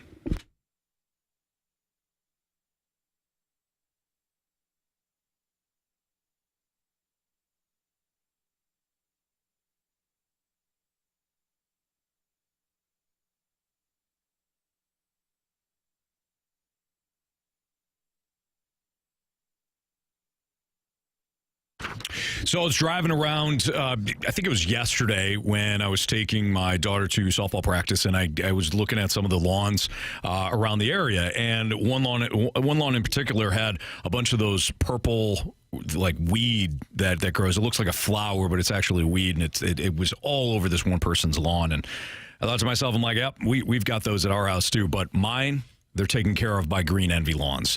The Green Envy is phenomenal. They come over. I'm on their program, and in the springtime, it pays for itself. The program that has no hidden fees, no contract from Green Envy, it pays for itself just for taking care of the weeds. Let alone the fact that they seed. They do a great job of spraying the plants and things like that around so that the bugs and everything won't eat up my plants. But when it comes to having the best looking lawn, clearly one of the best looking lawns on the block, thanks to Green Envy. They only use products that are formulated for Missouri soil because they know that the weather conditions here in St. Louis aren't the same as other places. They got turf types here in St. Louis that, obviously the products that we use here won't work in other states, but you can go to, one of the local hardware stores and you'll find the same product. Why? Because they're trying to, have you buy the product everywhere, but it doesn't always work on those soil types depending on your state. But Green Envy, formulated for our Missouri soil, weather conditions, and turf types. They take care of the weeds during the springtime. I highly, highly encourage you to call them at 636-655-3689, especially if you're somebody like the person I was talking about where you look out and all you see is weeds. You don't even see lawn. Call my friends at Green Envy. Become a customer. Jump on the program. It's well worth it. It's Green Envy, greenenvylawns.com.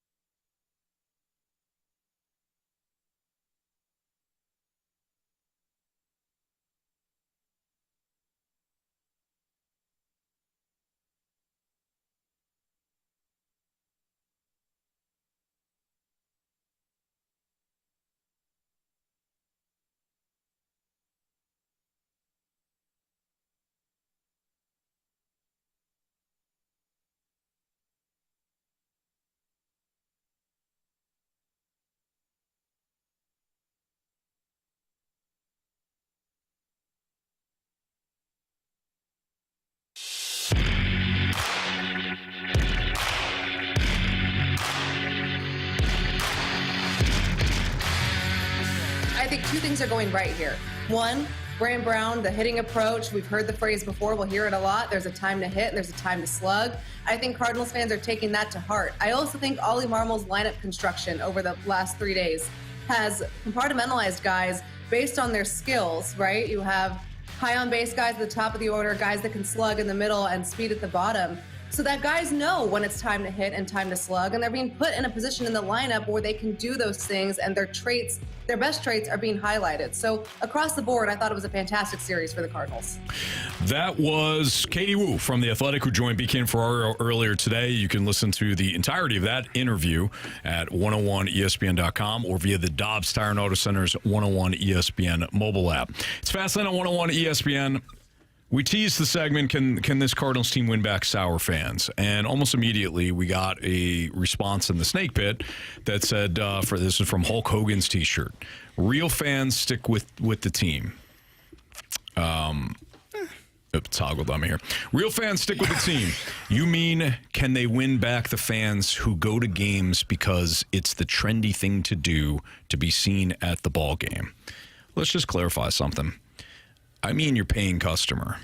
I don't mean the fan that typically just goes to a few games a year and roots for their team and always says positive things no matter what. If that's the type of fan you're talking about, there is a portion of the fans. I'm talking about your paying customers, your ones that are going to they're going to shell out the money for season tickets.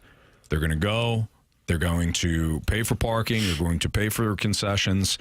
The paying customer. That's what we're really talking about.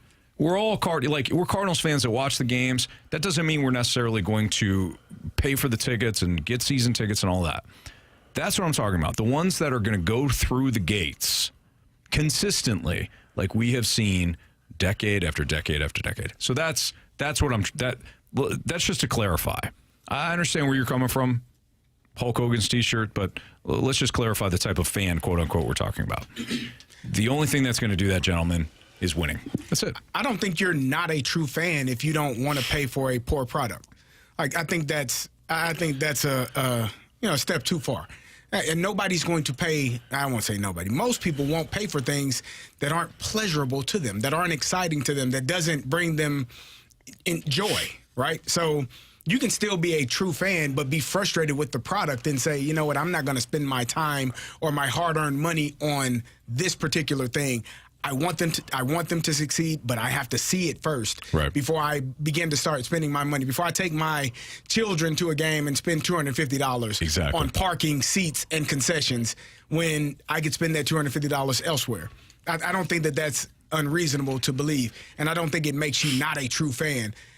True fans want their team to win. True fans want to be entertained. True fans want to see great baseball because that's what they've become expected of. Like, that's what they've seen their entire life, me included. I've been a Cardinal fan. I know people who's a Dodger fan. Yeah, okay, whatever. Well, I am a Cardinal. You called are. yourself. I am a Dodger fan. I like the Dodgers. You even wore those stupid blue glasses that are intended for Blues. I'm still a Cardinal fan, right? I can have my NL West team and my NL Central team. If you're going to do anything, you can have an American League team. I'll give you that. Not an NL. Hey. And even then, it still feels disgusting. Yeah, it's okay. You root for who you root for. I'm not spending any money on the Dodgers until they play here.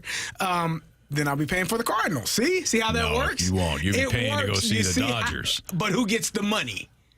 The Cardinals, because I'm a Cardinal fan at heart. I just don't know what direction you're going in today at all. You don't know either. He doesn't idea. So, I'm barely holding on.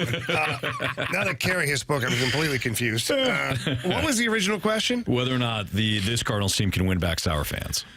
Yeah, they can. I don't think it's that hard. Like, the Blues were bad for 2 years in a row. Mm-hmm.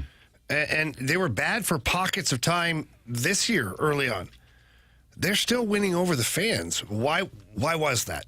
Because the fans believed, maybe not the last couple of years, they slowed down with their attendance at the end of last season, but fans believed that the Blues were at least working hard. Mm-hmm. They were playing hard. Were they the best team in the league? No. They weren't winning, but they were playing, to the best of their ability, or they looked like they cared. Yeah. And this isn't about the Blues versus Cardinals. It's not that.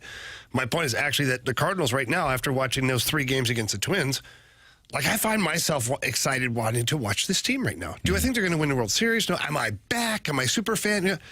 But if they put together a good product, one that's enjoyable to watch, where the players look like they care and the players look like they actually have a plan, and when listening to, the new hitting coach and the way he's describing things and how he's helping these guys with situational hitting and all that, now that excites me. Yeah. I'm like, this is cool. Like, they actually have a plan now. It's not like going up there and the analytics tell me to do this. No, here's what we're going to do. We got a guy on second. We need to punch him over. Yeah.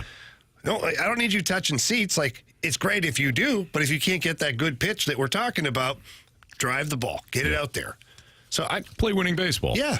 Play winning baseball, even if you lose. Right. Even if you win every other series. I don't know. To me, sometimes we get in this classification of being a real fan is you can never be negative. I think being a real fan is also voicing frustrations and showing frustration that your front office is incompetent or your ownership group isn't doing everything possible to put a winning product in the field, or even a front office that is going to be proactive and smart and innovative. And the Cardinals, for the most part, have had that since, I've been alive. But lately, the process and the game plan seems to be and has been stale. Yes. The only way things are gonna change from like a ballpark standpoint is not the bobbleheads, it's not the free calendars, it's not the puzzles that Marshy got stolen and eventually given back by Gator. He did get it back. He did. And I got my Alec Burleson bobblehead this weekend, too. And I made sure that thing stood by me or was stuck to me like I was holding a football all day long. He was not going to let it on his I did not let that thing go. Yeah. Who'd you go to the game with, Marshy? A couple buddies. Okay. So you had backup. Yeah, we had back. And we had 4 bobbleheads, too, so if someone stole mine, I'd just steal one of theirs. Whoa. Wait, you had an extra bobblehead? No, we had 4 bobbleheads. Well, I thought there were only 3 guys, though. No, there's 4 of us. I don't know. He said a couple buddies. Whose bobblehead did you steal? He said a couple buddies. I thought he was talking about 2 people. Him and another person. I'm right there okay. with you.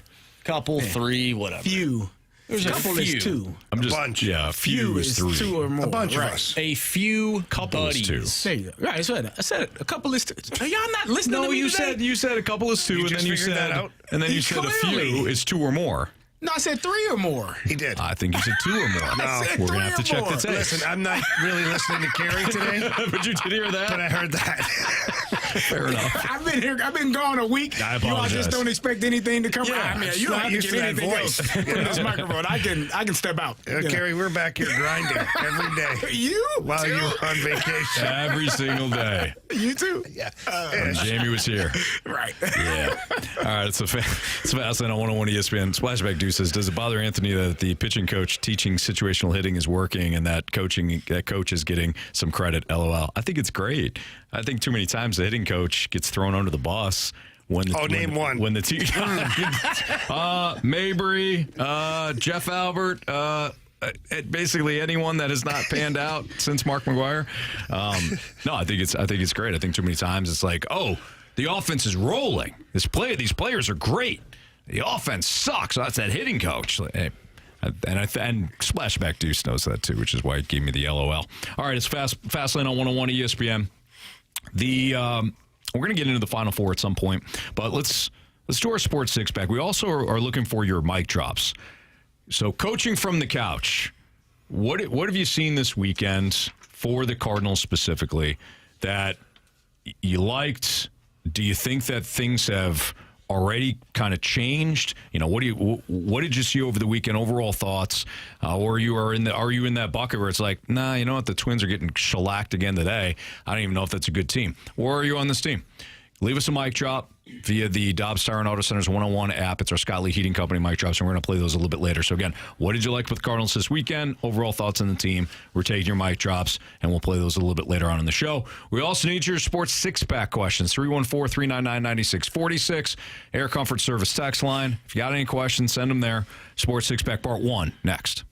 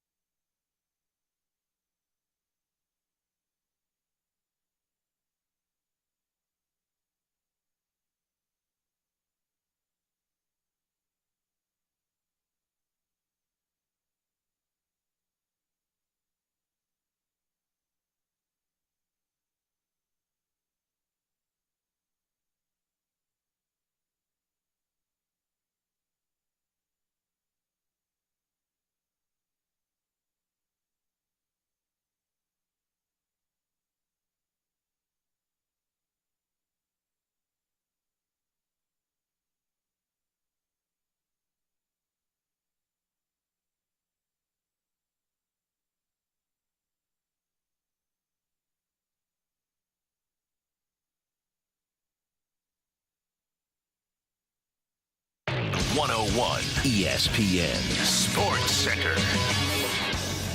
I'm Andrew Marsh. It's time for a Sports Center update brought to you by Saliga Heating and Cooling. The Cardinals sweep the Twins over the weekend, and they'll take on the LA Angels tonight. First pitches at 6:45. Miles Michaelis on the mound going up against Tyler Anderson. The Blues picked up a 2-1 victory in Colorado on Saturday. They have now won 9 games in a row. They'll take on the Detroit Red Wings tomorrow night, and you can listen to that game right here on 101 ESPN. Pregame starts at 6. Puck drop is at 7. The Battlehawks with a 31-6 victory over Houston. We'll talk with Lukas Denis of the Battlehawks at 4:45, so stay tuned for that. And City SC dropped their match this weekend 1-0 to Austin FC. We have our Sports Six-Pack coming up next. If you have a question you want to send our way, do so using the Air Comfort Service text line 314-399-9646. The Six-Pack is next. I'm Andrew Marsh, and this Sports Center update is brought to you by Saliga Heating and Cooling, an independent American Standard heating and air conditioning dealer.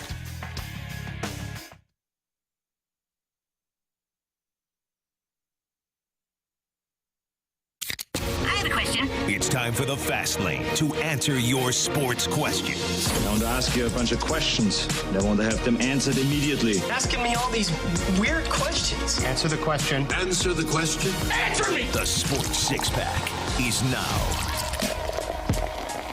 It's Fastlane on 101 ESPN. Andrew Marsh, Carey Davis, Jamie Rivers, and Anthony Stalter. Time for part 1 of our Sports Six-Pack. If you got a question for us, the Air Comfort Service text line is 314-399-9646. Marsh, go. Question number 1.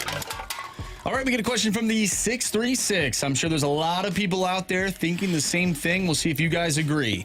Is this Blues team currently giving off 2019 vibes heading into the end of the season and playoffs, in your opinion? Go fast lane yourself. Of course they are. They are. I didn't expect that. It's legit. Yeah. The way that this, all right, Jamie. What? Last week, you weren't on. And I said, if you handed a film of the now 9 Blues games to somebody that knows hockey but did not know about anything about the expectations or how the Blues were previously playing, it's just those 9 games, and say, hey, where do you think this team is compared to the rest of the league? They would say that's the best team in the league. That's the best team in the league based on how they're playing. Yeah. Am I wrong on that? No, you're not wrong. You're not. 2019, baby. I push back against this so much because, 2019 was an epic run, an epic season, the first ever Stanley Cup. So it's so hard to say, oh, yeah, this is just like 2019. If you go all the way and win the Cup, then, yeah, it is. Mm-hmm. But I do understand. I totally understand why people are getting excited. It is a lot of fun right now to be a Blues fan. It's a lot of fun to watch the Blues play hockey. And it absolutely is kicking off 2019 vibes. We don't have the song. We don't have the Gloria song going, but they've got a lot of quirky things that they're doing right now. Each guy's just staring down the camera in the locker room before games and not blinking. They started doing that 9 games ago. Yeah. They've got Joe Boo in the locker room now, and now Joe Boo apparently is giving motivational speeches in between periods. Boys are responding to that. There's a lot of quirky things going on. They replaced their head coach in November. They replaced the head coach in November. It's eerie, and it really is. Now, how they're doing it is different than what 2019, that version of the team did it. They relied way more upon Jordan Binnington in 2019, whereas this team right now is just playing very good defense overall as 5-man units hit the ice. But yeah, boys, I'm there. It's kind of okay, yeah, it totally reminds me of 2019 right now. Yes, thank you. Dr. Zander also brings up a great point in the snake pit. I think it's one that should be mentioned. As long as BK keeps his damn mouth shut, they'll win the Cup. If he says one thing, if BK says one thing, who's the first one to punch him in the mouth? Because we won't be here, so you would kill him. So let's I'd be not do angry that. for sure. But who gets to him first? Does T-Bone scale over the Alex sideboard? Alex is right next to him. Yeah, but I feel like T-Bone. I feel I think it's T-Bone. Really? Yeah. I think T-Bone has underrated rage issues. You know, he kind of feels that. He's very kind and nice. He's always smiling. Hey, guys. Gives those vibes. Oh, yeah. But definitely, hey, guys, he's very nice. Hey. He's good to see you, Fast. Is that your T-Bone? Yeah, he's always nice. Have a great show. Hey, have a great show, guys. But underneath all that. Like rage, instant rage. Like you might blackout stab rage. him. Oh, yeah. Yeah. I can see that. Dive right over the top. Yep. Yeah. Okay. All right, so T-Bone's the answer. Just a question. All say aye? Aye. For sure. Question number 2. From a 636, do you think that the Cardinals could still be in first place by the end of April? Yeah, why not? Wow. First place in the National League Central? Yeah. Okay. Again, in all seriousness, what are we basing this off of? Because if we're basing it off of just the 3 games, I will stay even keel. It worked well for the Blues, so I'm going to do the same for the Cardinals, for my Cardinals. Yeah, stay even keel until first week of June. And if they're still playing at a high level, still scoring, not allowing runs, playing great defense, doing all of the things that they did in those first 3 games. The lineup is pretty consistent, then June. I'm excited because then I have enough. But right now I got 3 games under my belt, and I'm not ready to just push everything to the middle of the table. What date in June? Flag Day. Yeah, it has to be Flag Day. I mean, that's usually the day. Yeah, we go by June 14th. 14th. Claves is Flag Day. But I will give you June 1st. Okay. That's a solid 2 months of baseball. All right. Fair enough. April, May, June. Jamie, break the tie. Yeah, I think they can be. Looking at the division, I mean, we just have to, right? Like the Brewers are sitting at 0-3, the Pirates at 1-3. Like it's just not a juggernaut division. And the Brewers are down 10-0 again today, by the way. What the hell? They're minus 22. Their run differential. All that one game will crush you pretty quick. This is gonna hurt today. Yeah. So I think so. Yeah, sure. Why not? Yeah. Just for those scoring at home, 3-game series against the Yankees, they lost 12-3, 20-9, and 4-2, and are down 10-0 to the Royals in the bottom of the 7th in their home opener, by the way. So not great of a start for them. Let's do one more. Question number 3. From the 636, what's the funniest thing you've heard a coach say to a player? I had a coach.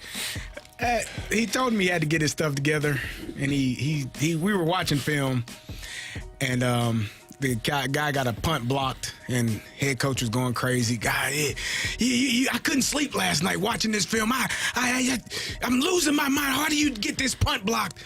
This is the special teams coach talking to the guy, and then the head coach says, "You know what, player X, you better get your bleep together." And I'm talking by 3:45 today.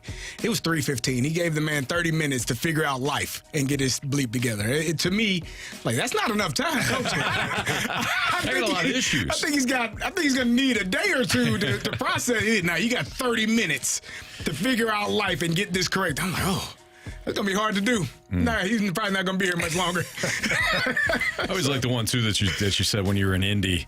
And your position coach, the running back coach, looked at the wall and said, "You see that?" Yeah. And it wasn't. It was Y.A. Tittle. We were our first meeting. Me and Rand Carthon were both former Titans GM. We were both rookies, and he had a picture of Y.A. Tittle on the board on the wall. The picture where he's kneeled down in front of the goalpost. He's all bloodied. It's black and white.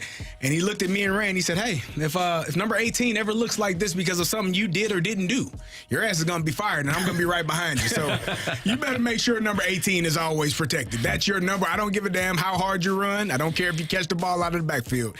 Your butt better be able to pass protect for number 18. That's how we all eat around here. So if you mess that up, we'll see you later. Number 18, of course, Peyton Manning. Yeah.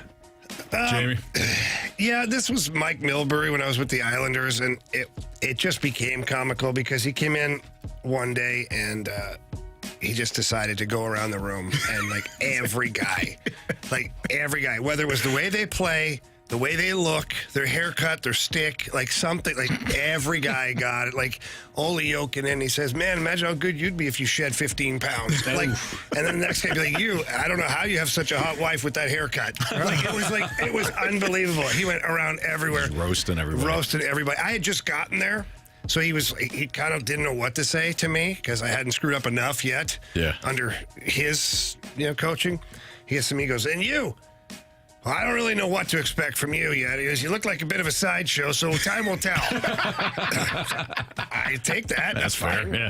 That's my last coach said, too. Yeah, That's why I'm here. It's awesome. Yeah. All right, we're going to continue our Sports Six-Pack. Part 2 is next. 314-399-9646 is the Air Comfort Service text line, so keep those questions coming in. Part 2 of the Six-Pack is next.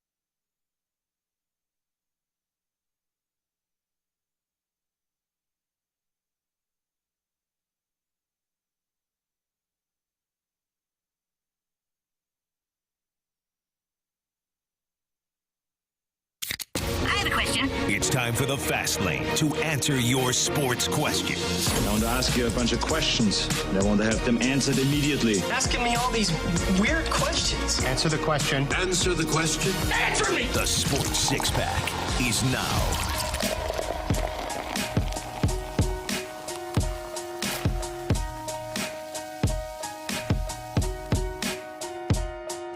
It's Fastlane on 101 ESPN 314-399-9646 is the Air Comfort Service tax line. Part 2 of the Sports Six-Pack is right now.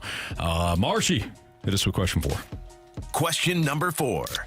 Well, Anthony, of course, our Blues, our Cardinals, our Battlehawks playing great right now. We'll throw City in there as well, even though they lost yesterday. However, people want to know about your Atlanta Falcons. From the 573, Anthony, what's your genuine expectations for Penix and the Falcons this year? Super Bowl. No, not Super Bowl. He's excited. Division. I'm excited Division about Penix. champs. I love Michael Penix. You know that, though. Yeah. We had that conversation after Washington beat Texas in that semifinal playoff game. It was like, hey, where would you draft Penix? And I said, number 1. Yeah. First quarterback taken. Now, You wanted first player taken. Absolutely. Yeah. Now, Jaden Daniels, Caleb. I keep saying Caleb Love. Caleb Williams. I always call him Caleb Love. Yeah, they lost in the was it Sweet 16? No, they didn't make. Was it Sweet 16? No, that was second round. It was Sweet 16. Sweet 16. Yeah. Anyways, the defense. It's going to come down to the defensive play. Penix did not play a perfect game when he stepped in, but he clearly had all the intangibles. Wasn't rattled. Arm strength is off the charts. Like he's got an NFL arm. He had more mobility too than I thought. You know, because he got the injuries and all. But he looked like he can move much better than, again, certainly Kirk Cousins. Bijan Robinson's a stud. Offensive line is intact. But it comes down to the defense. They haven't had a pass rush since they came into the league. Didn't they bring it? Was it Judon? They gave up a third-round pick for Judon, who won good. He didn't do much. Like 4.5 sacks. He was walking on film. That he was bothered bad. The hell out of me. It was bad. So they're not going to bring him back. You know, they brought in Leonard Floyd. They got the cap issue for this year because of Kirk Cousins. But they brought in Leonard Floyd. They've got a bunch of, pieces, but no stud. So do they have enough to win the division? Yeah, because the division isn't good. Okay, well, there you go. But when I say that, I feel like I'm disrespecting a Bucs team that has been the only constant in that division. But are they beatable? Yeah, the Falcons beat them twice last year. There you go. I think they have enough to win the division. I don't think they have enough to make any sort of deep run. Not with that defense. We'll see what they do in the draft, though. Question number 5. Bacon Rap Wiener. They have a unicorn at tight end. They do. You're right. You don't know what to call it. Mismatch. Doesn't exist. Exactly. Oh, wow. That's harsh. That was harsh, Marsh. Anthony said it. Before. I didn't say it, but I did laugh, and I did agree. You didn't say it today. No, you not said today. It probably 100 other times. Probably. All right, from the 314, do you think the transfer portal and NIL has ruined the Cinderella runs in March Madness, and will we ever see another high seed make it to the Sweet 16? I mean, the NIL, it is. It's going to be tough because with NIL, the bigger schools can pay for the best players, which means those lower level schools, those mid-majors, those schools that we are accustomed to seeing have potential runs, the best players on their team aren't going to be on their team for long. So if they're doing it, it's going to have to be before those players enter the transfer portal and get out of there to go to another school where they're going to get paid more money. And I know people are frustrated with the transfer portal, with NIL. It really only comes down to a small select number of players that are getting a bunch of money. But, you know, it's still, for me, I'm all for it. I think young players should have an opportunity to get paid for their services. For years, you know, our jerseys were sold in stores in college and you saw nothing. But somebody was getting paid. And it's your name, image, and likeness. So I think for now, I'm okay with these young players getting as much money as possible. I think all things correct themselves and they'll figure it out. And it's not always a great transition for those players. Coleman Hawkins, a player that was at Illinois, went to K-State, got a lot of money, and then, they didn't even make the tournament. You saw, the fallout from that, him having, kind of breaking down on camera where he's just kind of disappointed with himself, disappointed with the amount of stress that came with the amount of money that he got and not living up to those expectations. So at the end of the day, it all works itself out how it's supposed to. But players are going to continue to leave. I mean, and the people that get frustrated is mind-boggling to me, because if there's a company right now, you work for company X. If company Y calls you and say, hey, company Y, and company Z calls you and says, hey, I'll pay you $2 million more than what you're getting paid at company Y. You're staying there because of loyalty, because you put in so much time here? No, you're not. Your ass is on the next thing smoking to company Z. The hell you talking to? Like, what are we talking about? If it's $500,000 more than company Y is paying you, and you can leave with no strings attached, your ass is in the transfer portal tonight. So leave these young players the hell alone. Yep. They're getting paid for their services. I don't care if you don't like it. It's a dumbass reason to not like it, because if the shoe was on the other foot, you would leave your company without even giving your 2 weeks notice. You'd be like, hey, I'll see you when I see you. Yeah. So let's let the young player, and again, it's a small portion of players that we're talking about. It's not the mass. I mean, in football, you have more players entering the portal than there are spots available. So you have a lot of players that enter the portal that don't even have a job or a place to go once they enter the portal. So we don't hear people complaining about those guys or gals. Yeah, I don't think that NIL impacts the Cinderella. Going back to the question about whether or not Cinderellas, these teams have been eliminated because of NIL and transfer portal. I think the transfer portal creates more havoc when it comes to lack of Cinderellas than I do NIL, because these players, it's all out there now, right? Like it has always to some degree been the wild, wild west. I mean, it's just, it was more cloak and dagger before, as opposed to now where we know what these players are making. But the transfer portal, I think, does create other issues for these smaller programs. I also think that parity, because of NIL, because of the transfer portal, parity has come to college basketball, which means the talent is more spread out.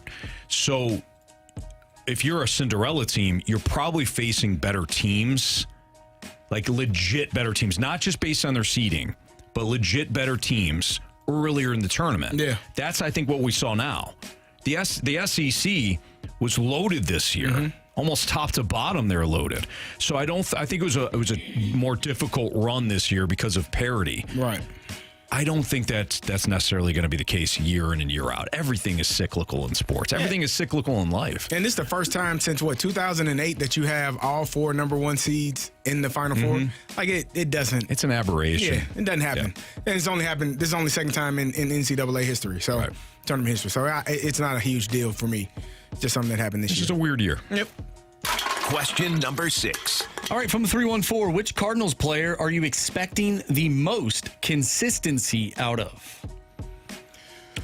Ooh. Can I say it? Yeah, go ahead. Can I say it? Yeah. I hate to say it, because it comes with I have to. Lars. Yeah. And if he is healthy. Yeah. You know me so well. I think it's him. Wow. Yeah. I think it's him. Yeah. If he stays healthy. Can I tell you something? Yeah. First name that popped into my head, Lars. See? He's a good player. Yeah. Somebody wrote, 573 said Donovan. That's another good one. But I think, when I think of... Brendan Donovan's a great one. It's a great one. But I think the ceiling is higher for Lars than it is for Brendan Donovan. Agreed. So if we're talking which player do you want the most consistency from based on what they have, if they are consistent? Lars. It's Lars Newbar. If we're talking about like putting your money out there in terms of who's going to be the most consistent, it'd be Donovan. Okay. Like who we want is Lars. Right. Because the talent is there. Who it's going to be. Who it's going to be. Brendan Donovan. We'll put our money behind Donovan. Yeah, I'm with you there. All right. Yep. I think we figured that out. Waterboy says Mater. Taylor? Yeah. I don't think he's on the roster. No, he's not. Okay. But I think Waterboy fights for him. He fights for the underdog. I'm sure we'll see Mater at some point. I don't think so. No?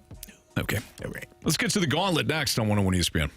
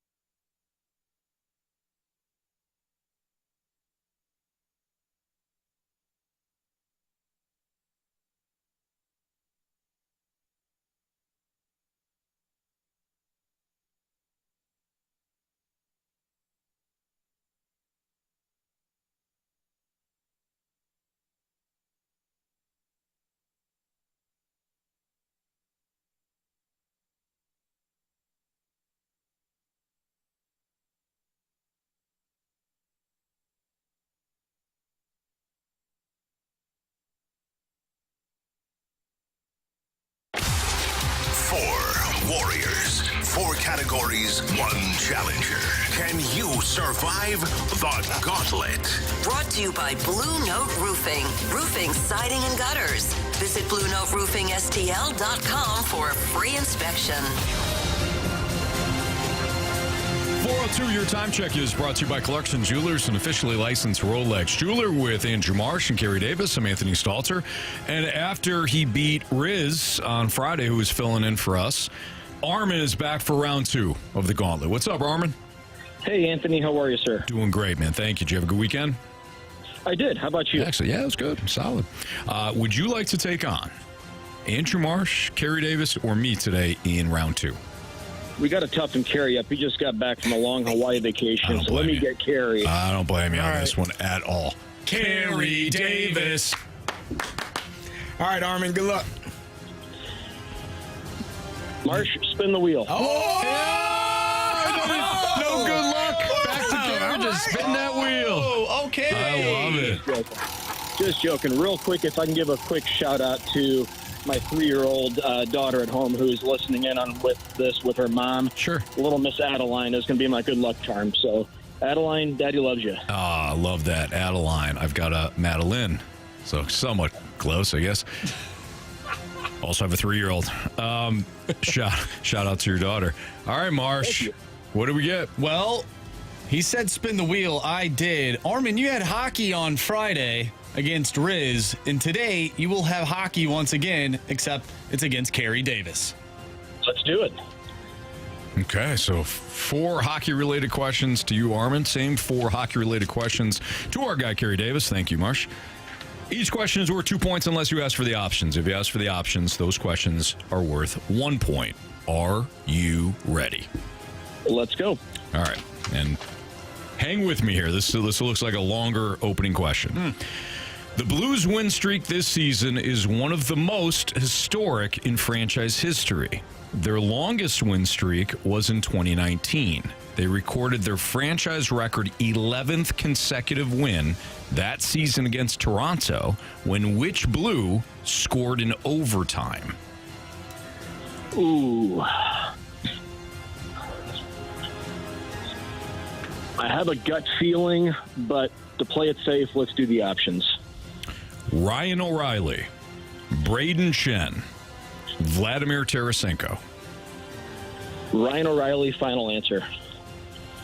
Question number 2. After that 11th win in a row, the Blues were defeated in their next game by which team to end their streak? I'm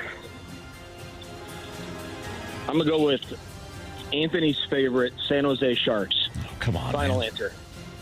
Come on, Armin. All right, question 3. In their 2019 Cup run, which player scored the first overtime game-winning goal for the Blues in the playoffs that season? I think it was Pat Maroon. Yeah, why not? Pat Maroon, final answer.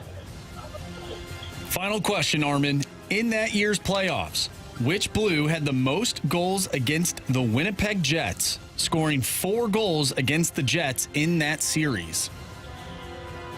I'm going to play it safe, and let's do the options. Options are Ryan O'Reilly, Jaden Schwartz, or Vladimir Tarasenko. Jaden Schwartz, final answer. All right, we're going to welcome back Carey from the Cone of Silence. How you feeling, Armin? Okay, I guess. Not great as I did on Friday, but you never know, so let's see. Okay. I think you picked the right person, because Carey, he's walking in from the Cone of Silence. He's been completely thrown off today. So here he comes. Carey, how we doing? I'm doing great. How are you guys? Good. How are you really doing? Oh, I'm tired. Tired. Well, you only got 2 more hours of the show. By the way, Jamie had to take off. He's dealing with a family situation, so he had to take off. He does apologize, but hopefully we'll see him back tomorrow. Carey, your category today is hockey. Oh, I've had hockey the last 3 times. Have you?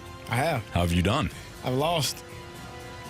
All of them? Last twice. Well, at least the last 2 times. Okay. No, you win 1-on-1. There you go. Did I? 1-1. 1-1. Oh. Maybe I've had to I don't know. You ready? Nah, sure. Okay. The Blues win streak this season is one of the most historic in franchise history, Carey. Their longest win streak was in 2019. They recorded their franchise record 11th consecutive win that season against Toronto, when which Blue scored in overtime? I mean, I'm not going to know. Might as well take a shot in the dark, huh? Vladimir Tarasenko, final answer. Question number 2. After that 11th win in a row, the Blues were defeated in their next game by which team to end their win streak? Oh, well, feels like a Colorado Avalanche type of question. Take the options. Options are the Nashville Predators, the Dallas Stars, or Anthony's San Jose Sharks. Come on, man. Let's go Sharks. Final answer. All right, Carey. In their 2019 Cup run, which player scored the first overtime game-winning goal for the Blues in the playoffs that season? I feel like we've had this one, or I've heard this one, or I know this one. But I'm going to need the options, please. Was it local hero, hometown hero, Pat Maroon? Was it David Perron? Or Bozy, baby, Tyler Bozak? Let's go Perron. Final answer. Question number 4. In that year's playoffs, which Blue had the most goals against the Winnipeg Jets, scoring 4 goals against the Jets in that series? Whew. Options. Options are Ryan O'Reilly, Jaden Schwartz, or Vladimir Tarasenko. You know, I'm going to go with the Anthony Stalter approach and go with Schwartz. Final answer.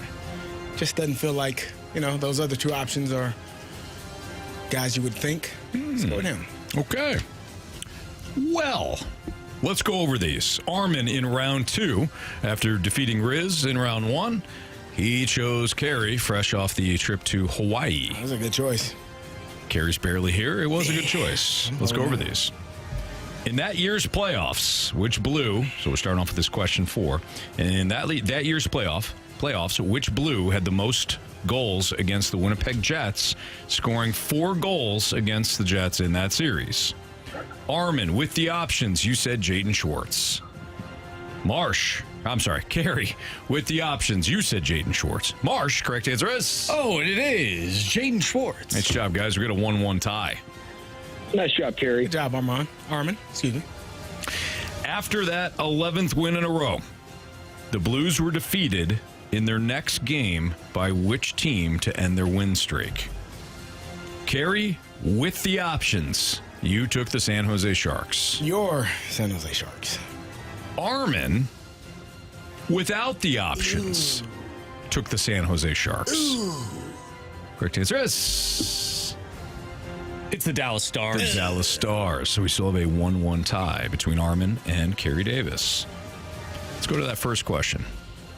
The Blues win streak this season is one of the most historic in franchise history. Their longest win streak was in 2019. They recorded their franchise record 11th consecutive win that season against Toronto, when which Blue scored in overtime?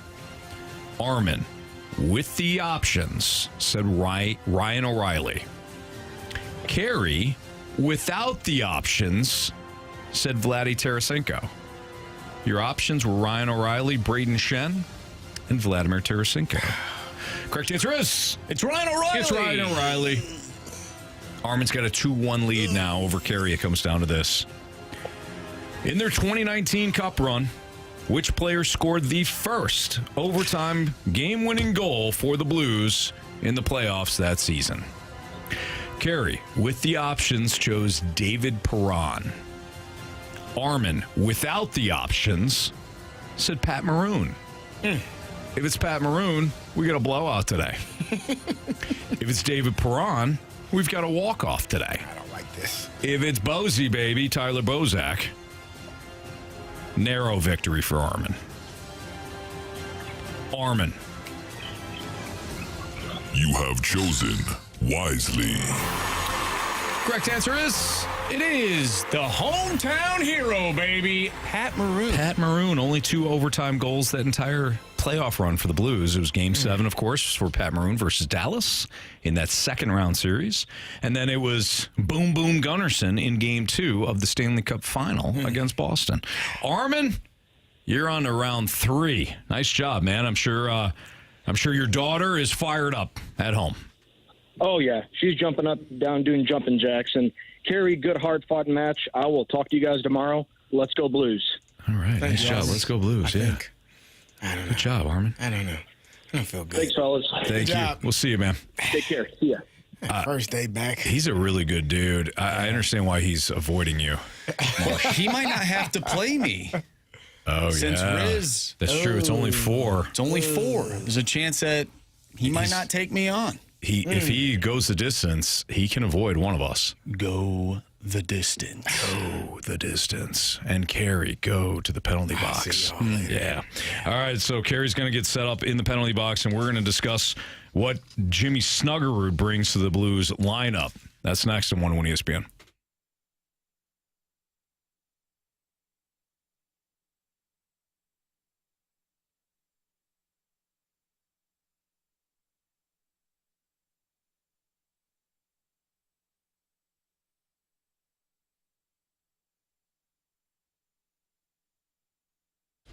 Auto Centers Nissan Herculaneum has over 800 new and used vehicles. It's all in one location, so you don't have to worry about heading down to Herculaneum and talking to the fine folks at Auto Centers Nissan Herculaneum, talking to them about a car or truck or SUV that you found online, and then them looking at you and saying, "Oh yeah, sorry, that one's in our other location." There's only one location for Auto Centers Nissan. It's right up 55 in McNutt and Herculaneum, just minutes from South County. No scavenger hunt required when it comes to finding that vehicle. They've got it right there on their lot. So search them on AutoCentersNissan.com, peruse their vast selection, find some vehicles that you want to test drive, and then go check out the fantastic deals that they have. Oh, and if your credit's seen better days, no problem. Their credit experts at Auto Centers Nissan can help any credit situation. Plus, on new Nissans, you get a complimentary lifetime warranty and a 30-day return promise. That's serious peace of mind that you won't find at any other dealership. Tell them Stalter sent you. It's Auto Centers Nissan. Big inventory, bigger savings, zero nonsense.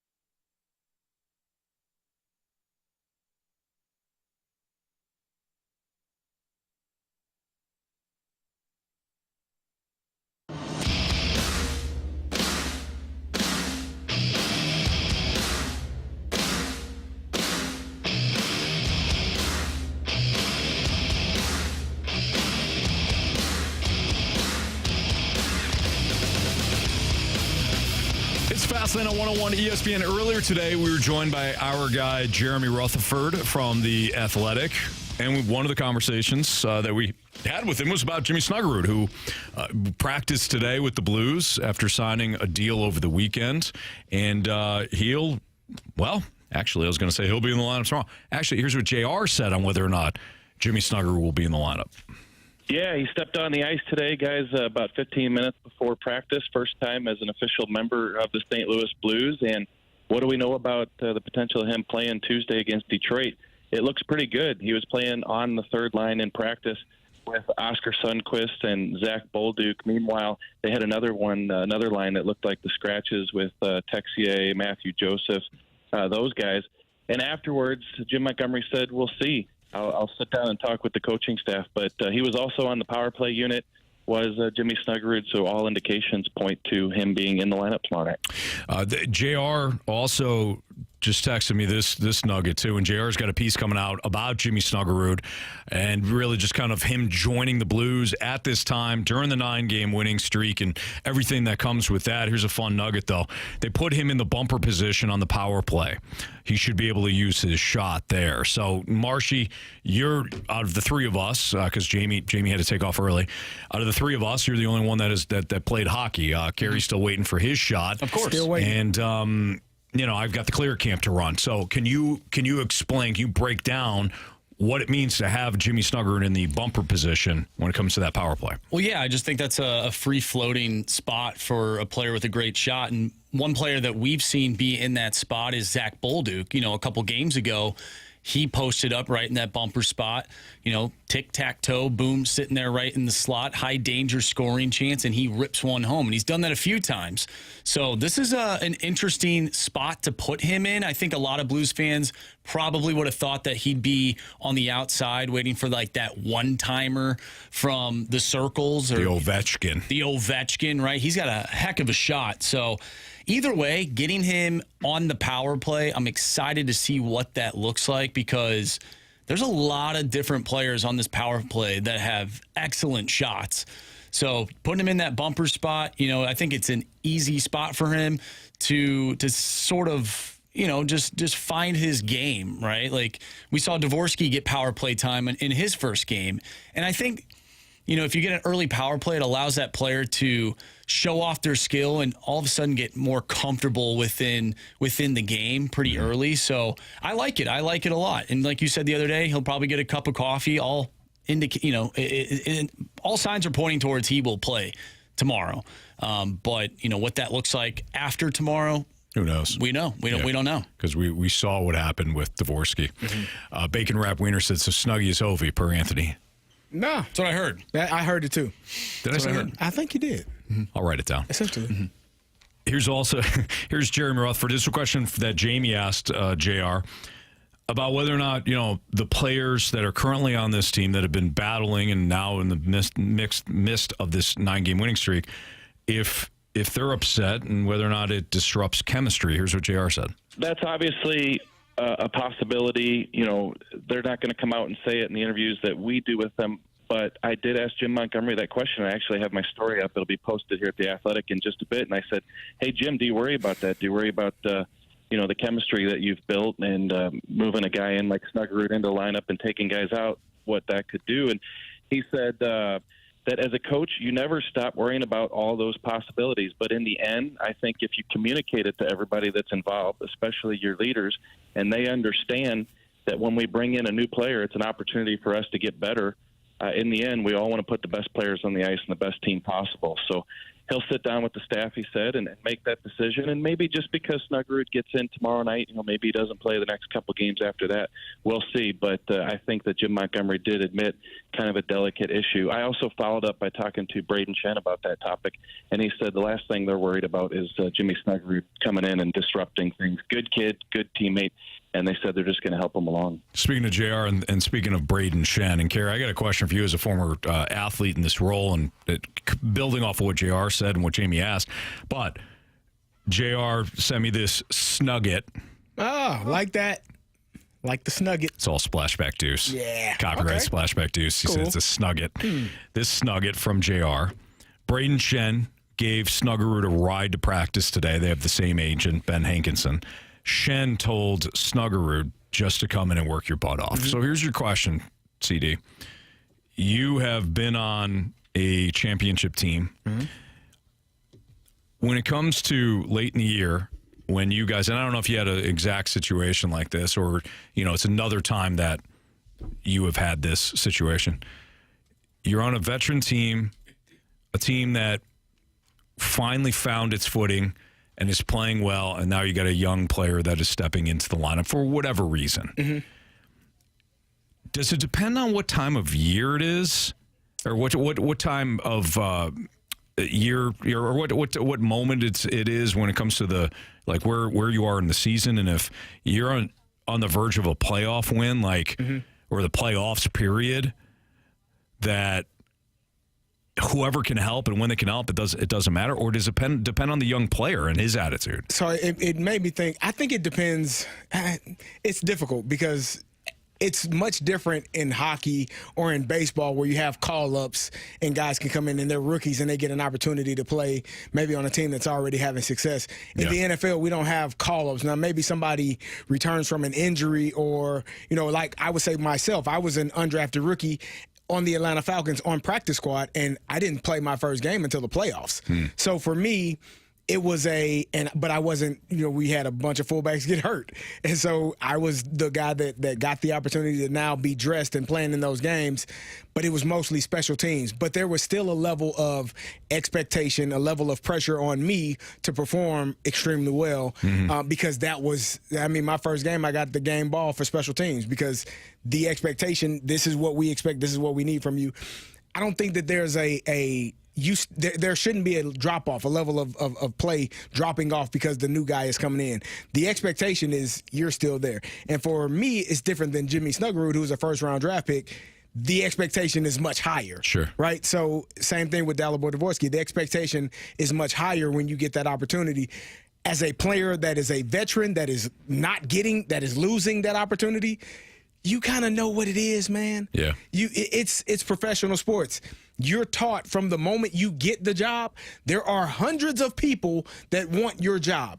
And what's different than in any other facet in the business world, you actually get to see those people. They hire people that are eventually going to replace you. I told you when I was in Tampa, every Tuesday, they were working out a position group. If you stunk on Sunday and your position group is out there, they're looking for the person to replace you. Yeah. So sports is such a different animal.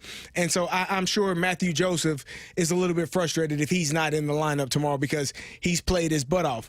But I'm sure Matthew Joseph also knows that they drafted this guy in the first round. He's going to get opportunities. Certainly. That's just the nature of the business. And we all, as professional athletes, understand it. Is it fair? No. And your coach will tell you that. A good coach will. A good coach will come to you and say, hey, man, it sucks. This stinks. It's unfair. It's unfortunate. But this is the way it's going to be. Right. And you have to process that, and you have to deal with that, and you have to figure out a way to not let me affect we right now. Right. Because we are playing extremely well. I don't want my feelings to get in the way of what we're doing. And part of you may hope that Snuggerud goes out there and stinks, and then you get your job. But if he goes out there and plays extremely well, now you're looking at it and saying, I may not really get another opportunity. Who knows? Maybe I do, maybe I don't. But that's just the nature of the business. And as a good teammate, it stinks for you personally, and the guys around you will agree that it stinks. But if we're still winning and we're still having success, we expect you to still be a part of we. And not feel, not be disgruntled, not be a cancer now that you're not playing, because then it becomes a selfish thing. Because guess what? If we win the Stanley Cup, your ring is not going to be any smaller than mine or his or hers or whoever is in the organization. It's all going to be the same ring, and you will have had a hand in getting us to this part. So, as a player, you have to, it's one of the most humbling things you have to deal with is understanding that it's not fair, but it's part of the process, and you're going to have to deal with it. Plus, it's how you build character. Correct. You don't like it at all. Yeah. But you've got the big picture in mind, and that you're going to do everything to help the team win. You want to be the guy that complains and that sulks because you lost your position to a young player, or you want to be the guy that helps a young player help the team win. And nobody wants to be that guy. No. And I mean, nobody wants to be replaced. And everybody understands that, I'm sure. Yes. So if you're Jake Allen, for example, in 2019, right, and you're helping your teammates, knowing that you may not hit the ice again, right, but you're helping your team get prepared for their opponent. And your ring doesn't look any different than anybody else's. And everybody, it still says world champ, Stanley Cup champ. Like, it still says world champion. And everybody knows what you did, as opposed to, you know what, he sulked, he complained, and he cried, and he was a big problem. You want that to be your legacy? Nah. Or the other version? You definitely wanted to be the other version. And again, that's part of sports. Like I told you, I had a teammate call me on draft day. Said, man, it's been good, brother. Love you. Been good, man. It's been fun. Huh? How they drafted my position in the first round. I'm gone. And Somebody he was gone. Like it just and to me it's like, but the understanding and the wherewithal to understand, hey, this is part of the business. It's not personal. It's never personal. It's business, and you treat it as such. And if you're a good teammate, that goes a long way. It stays with you. Just as if you're a bad teammate. If you're sulking and complaining and bitching and moaning and, this is that, that's going to carry with you when you go elsewhere. Because you will be going elsewhere. Now, do you want to go with a good reputation or a bad one? Absolutely. One more snugget from JR. The snugget. He's got the article coming out from Jimmy Snuggerud. We asked him why he chose number 21. He said he doesn't care about the number. Oh, no. Yeah, Dion. No, he said, Snuggerud said he doesn't care about the number. He's just playing for what's on the front. That's a total Blues Bobby Plager answer. Heck yeah. That's what you want. It's Fastlane on 101 ESPN. We do have Lukas Denis, Battlehawks Safety, coming up. He had a big interception over the weekend. But we are going to get to, first, our Final Four look. And, it's all chalk in the Final Four. That doesn't mean that we're going to see some poor basketball. In fact, the exact opposite. That's next on 101 ESPN.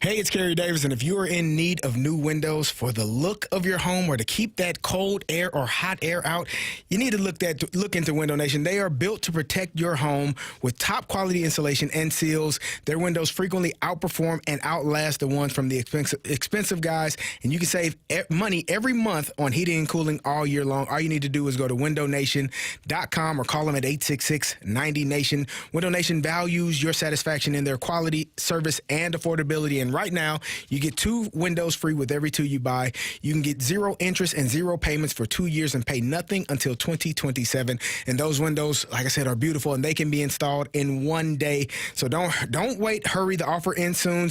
Your new windows, as I said, can be installed in 1 day or less. 96% customer satisfaction rating from Window Nation. And that window comes with a lifetime warranty. So give them a call today, 866-90-NATION, or visit them online at windownation.com. That's 866-90-NATION, or visit them online at windownation.com.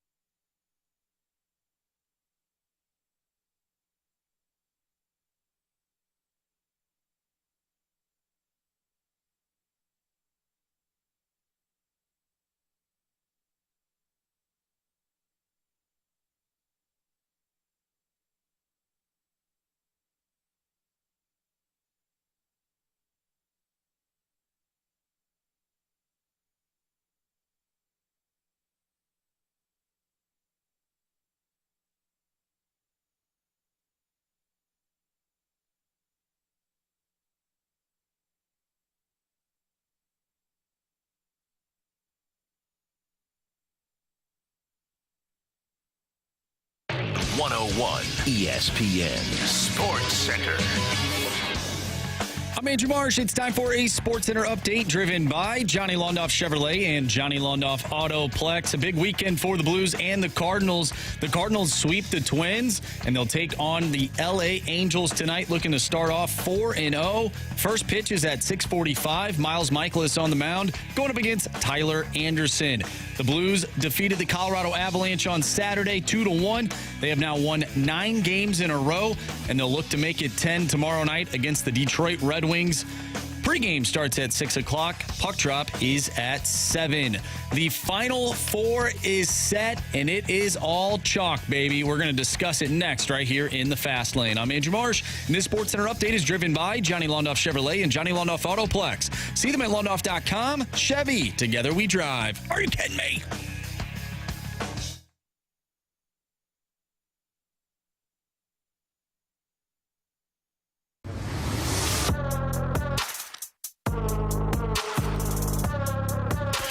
It's Fast Lane on 101 ESPN. Carey, you had the nugget that the Final Four is now all 1 seeds for the first time since 2009. 2009. Or was it 8?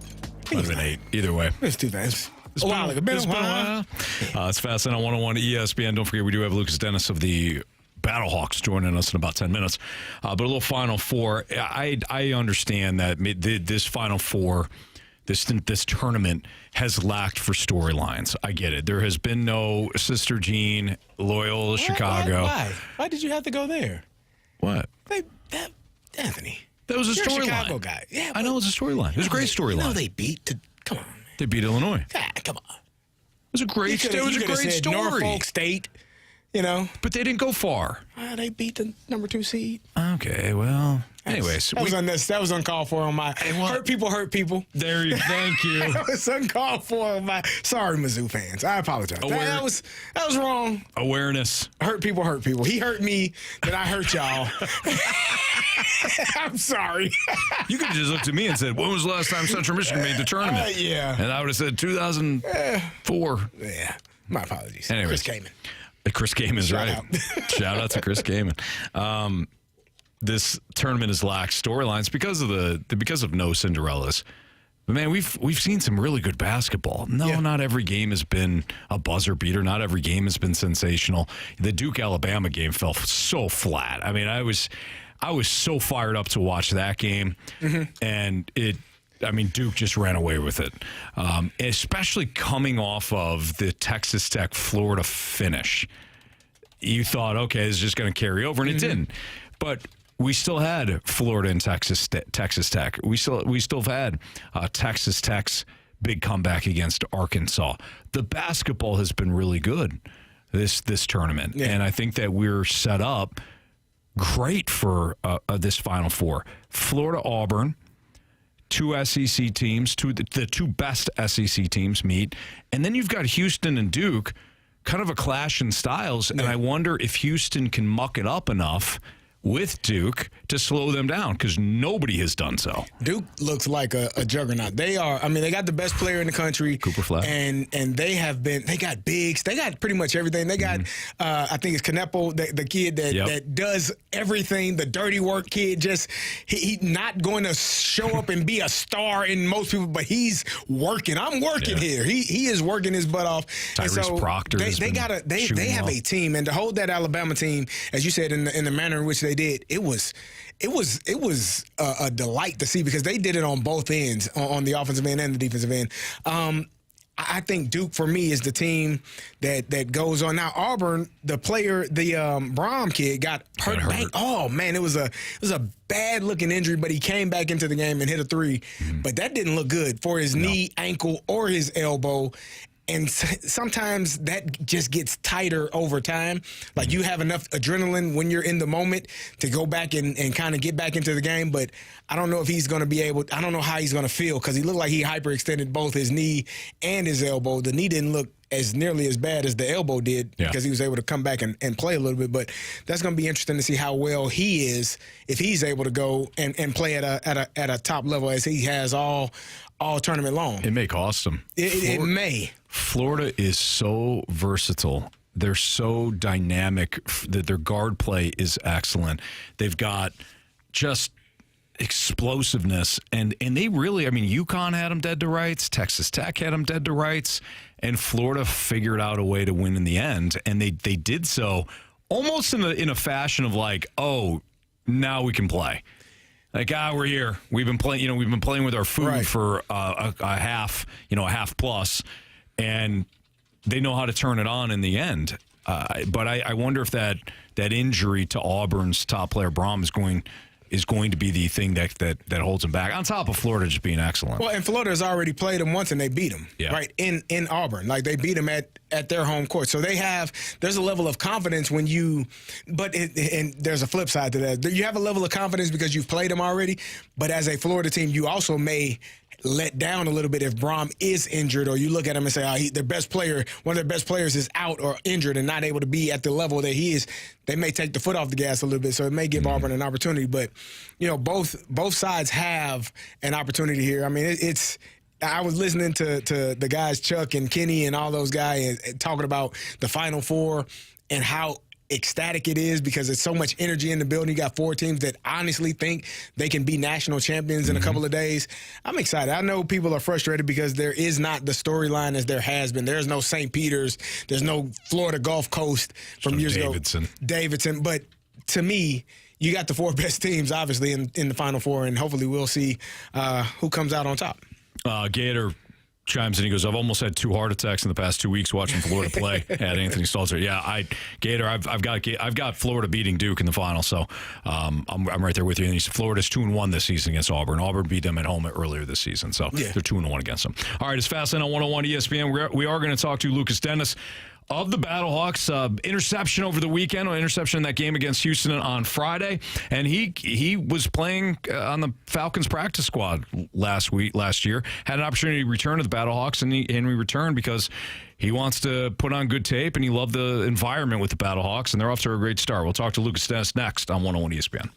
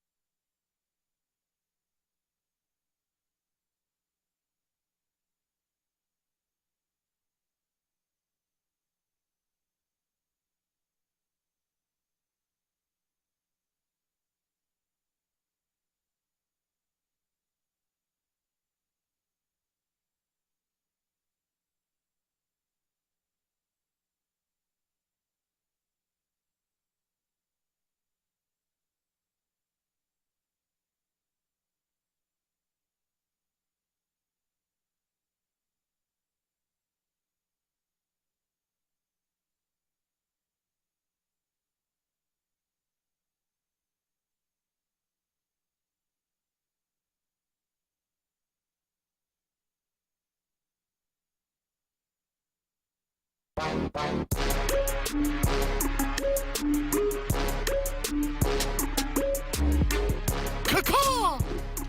That's right, caw, baby. The Battlehawks get it done in Houston, dominant fashion. They absolutely whipped the Roughnecks 31-6. Dominant performance offensively and defensively with Super Bowl champion Carey Davis. I'm Anthony Stalter. Let's head to our Collier and Thompson phone line where we're joined by Battlehawks safety Lukas Denis, who had an interception in that game as part of that dominant defensive effort.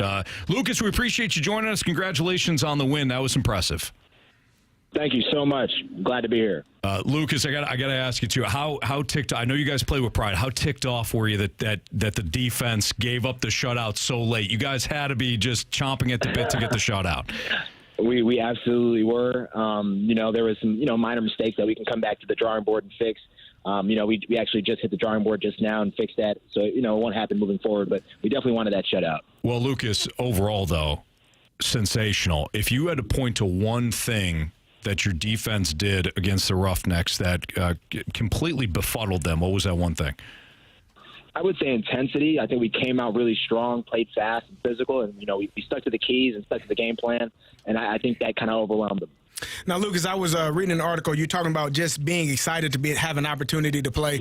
I was an undrafted rookie and didn't get that opportunity my second year. I would have loved to have a league where I could play in and still get scouted and get looked at. How important is it to you to still be able to get good film on tape and be scouted and being looked at by some of them NFL teams when the opportunity arises again? Absolutely. It's extremely important. This is really a developmental league. We all come here for opportunities, and everybody's here for a reason. So being able to play football at a high level against, opponents that are also on that same caliber, it really means a lot, and it means a lot to the competitive nature in all of the players here. Lukas Denis, the Battlehawks safety, joining us right now on the Fast Lane on 101 ESPN. Lukas, you got to talk to us. I mean, you got Jacob Sailors that you face in practice, you got Manny Wilkins that you face in practice, you got Howard that you face in practice. Talk to us about your teammates and how frustrating it is maybe to face them throughout the week, but knowing that somebody like Jacob Sailors, who went off in that game, and he would finish behind Howard, who had the long run, tell us how good this offense is in practice, because it certainly looked good in Houston. Absolutely. We have so many playmakers and guys that, can get the ball out of their hands and put it in somebody else's hands. We have a great O-line. We have great coaches that are teaching us all the right things. And just being able to see that look every day in practice with our receivers, our running backs, our O-line, I really think it gives an advantage to both sides of our team, whether it's football, offense or defense, just because we feel like we're playing against the best guys already at practice. I would say that it makes the games just that much easier playing against, such a great group of guys on the other side. Now, Lukas, I know, training camp can be mundane. It can be boring. It can be overwhelming, just overbearing at times. How excited were you to actually go against some other people other than those guys you just mentioned for 3 to 4 weeks? Absolutely. It's a grind, and it's a grind that, as an athlete, you continue to face no matter what sport you play. But I think it makes everybody stronger, coming out. As they say, iron sharpens iron, and you get, 3 weeks to do that with, your teammates and some of the best guys in this league as well. I think you just makes for a stronger team at the end. Battlehawks safety Lukas Denis joining us right now on the Fast Lane on 101 ESPN. I know that you spent some time in Atlanta with the Falcons on the practice squad, and they have somebody that is, for my money, one of the best safeties in the league, and Jesse Bates. Were you able to learn from Jesse and the way he prepares, and what sort of things have you taken from Jesse's game that you could apply to yourself? Absolutely. That's a great question. I played against Jesse for 3 years in college and then got to, reunite with him back in Atlanta, and just understanding how he approaches each week, his focus, how he takes notes, how he reads the quarterback. I think how he reads the quarterback and acts on, decisions is something that I was able to take away from him. He doesn't really second guess himself. He sees it, reacts, and makes plays, and that's why he's super successful. Yeah, Lukas, just a follow-up on that. You said how he reads quarterbacks. Of course, when you get to the, really any level, quarterbacks are going to try to fake you, whether they're with their eyes or their shoulders. How do you know, without giving away the trade secrets here, how do you know when a QB might be trying to draw you to one side of the field just so he can throw it to the other? Is that film work? Absolutely. Because every quarterback's different, and the way they progress through routes are a lot different. So for a lot of quarterbacks, when they get to their last step in their drop, they'll finally make the decision, turn their shoulders. For a lot of quarterbacks, they'll start with their eyes in the place where the ball is not going to move the defenders to that side and then come back and throw it the other way. So just figuring out what kind of quarterback you're playing that week and being able to best adjust to that is, the road to success. Now, Lucas, you had the interception. You also had 2 pass breakups. Are you frustrated? I don't know how close those balls were to being picked off, but how frustrated are you to get PBUs as opposed to interceptions? You know what? You always want to try to get 2 hands on the ball. And, watching the tape, there's several things that I can do better that will put me in better position to catching the ball instead of just knocking it down, to help our team.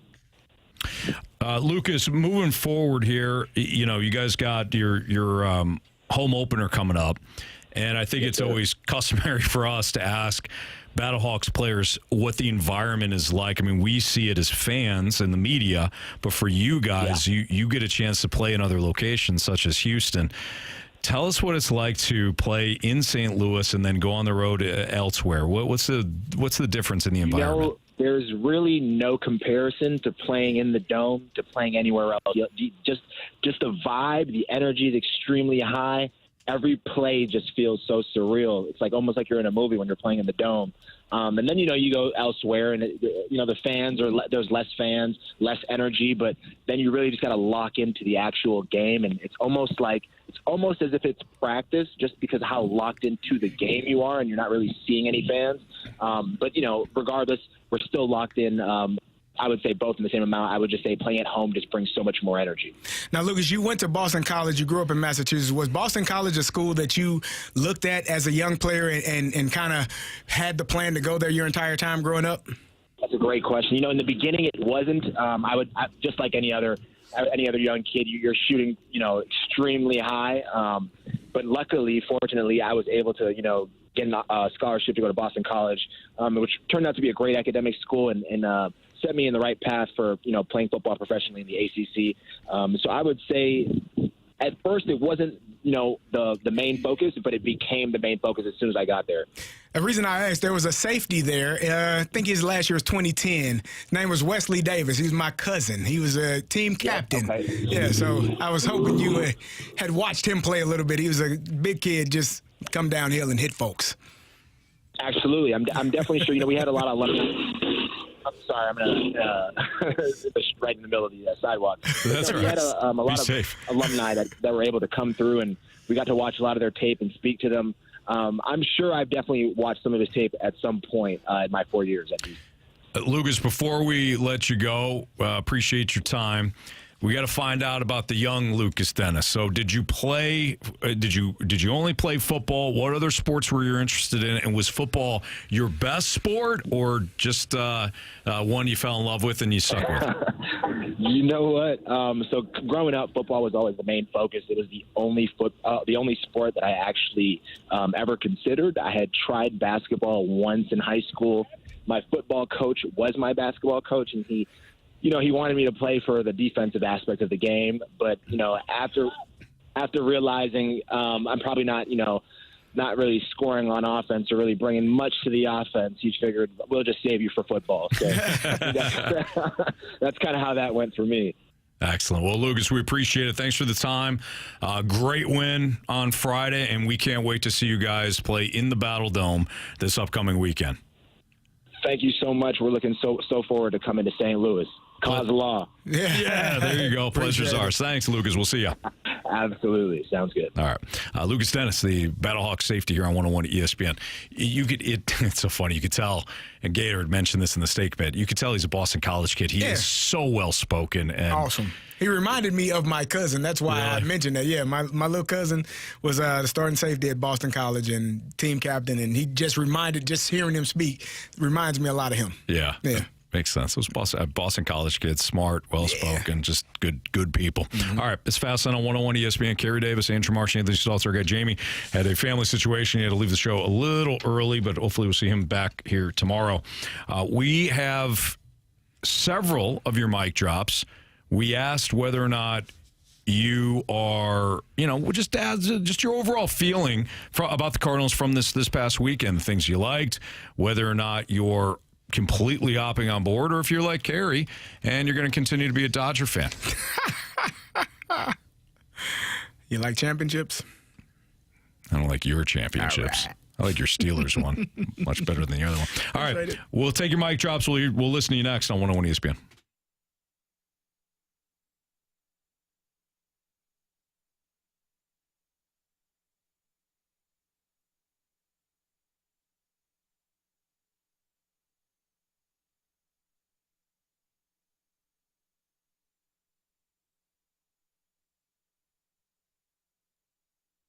Underdog Fantasy is available in our state of Missouri here. And if you haven't played Underdog Fantasy yet, you're missing out. Whether you're a baseball fan, and baseball just started, or you're a hockey fan or college basketball fan, NBA fan, eventually get back to football again, Underdog Fantasy, your spot. In fact, if you're a football fan, we just got done talking to Lukas Denis of the Battlehawks. They have UFL player stats as well, and it's simple to play. All you have to do is choose higher or lower on certain player stats.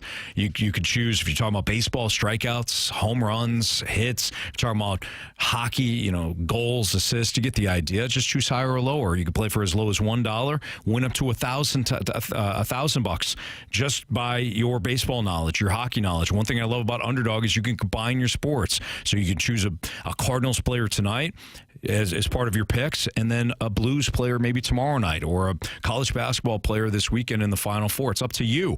Millions of fans have already won billions making plays on Underdog. It's simple to use. The app is great. It's intuitive. It's fantastic. Over 100K 5-star reviews and millions of players on Underdog. Will you be next to win up to 1,000 times your money? Download the Underdog app. Sign up using now with my promo code Anthony to unlock that special offer of up to $1,000 in bonus credits when you make your first deposit. Again, just join in on the fun.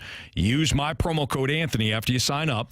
Claim your special offer today and get up to $1,000 in bonus credits instantly upon your first deposit. Must be 18 plus, 19 plus in Alabama, Nebraska, 19 plus in Colorado for some games, 21 plus in Massachusetts and Arizona, and present in a state where Underdog Fantasy operates. Terms apply. Void in Colorado. Concerned with your play? Call 1-800-GAMBLER or visit www.ncpgambling.org. In Arizona, 1-800-NEXT-STEP or text NEXT STEP to 53342.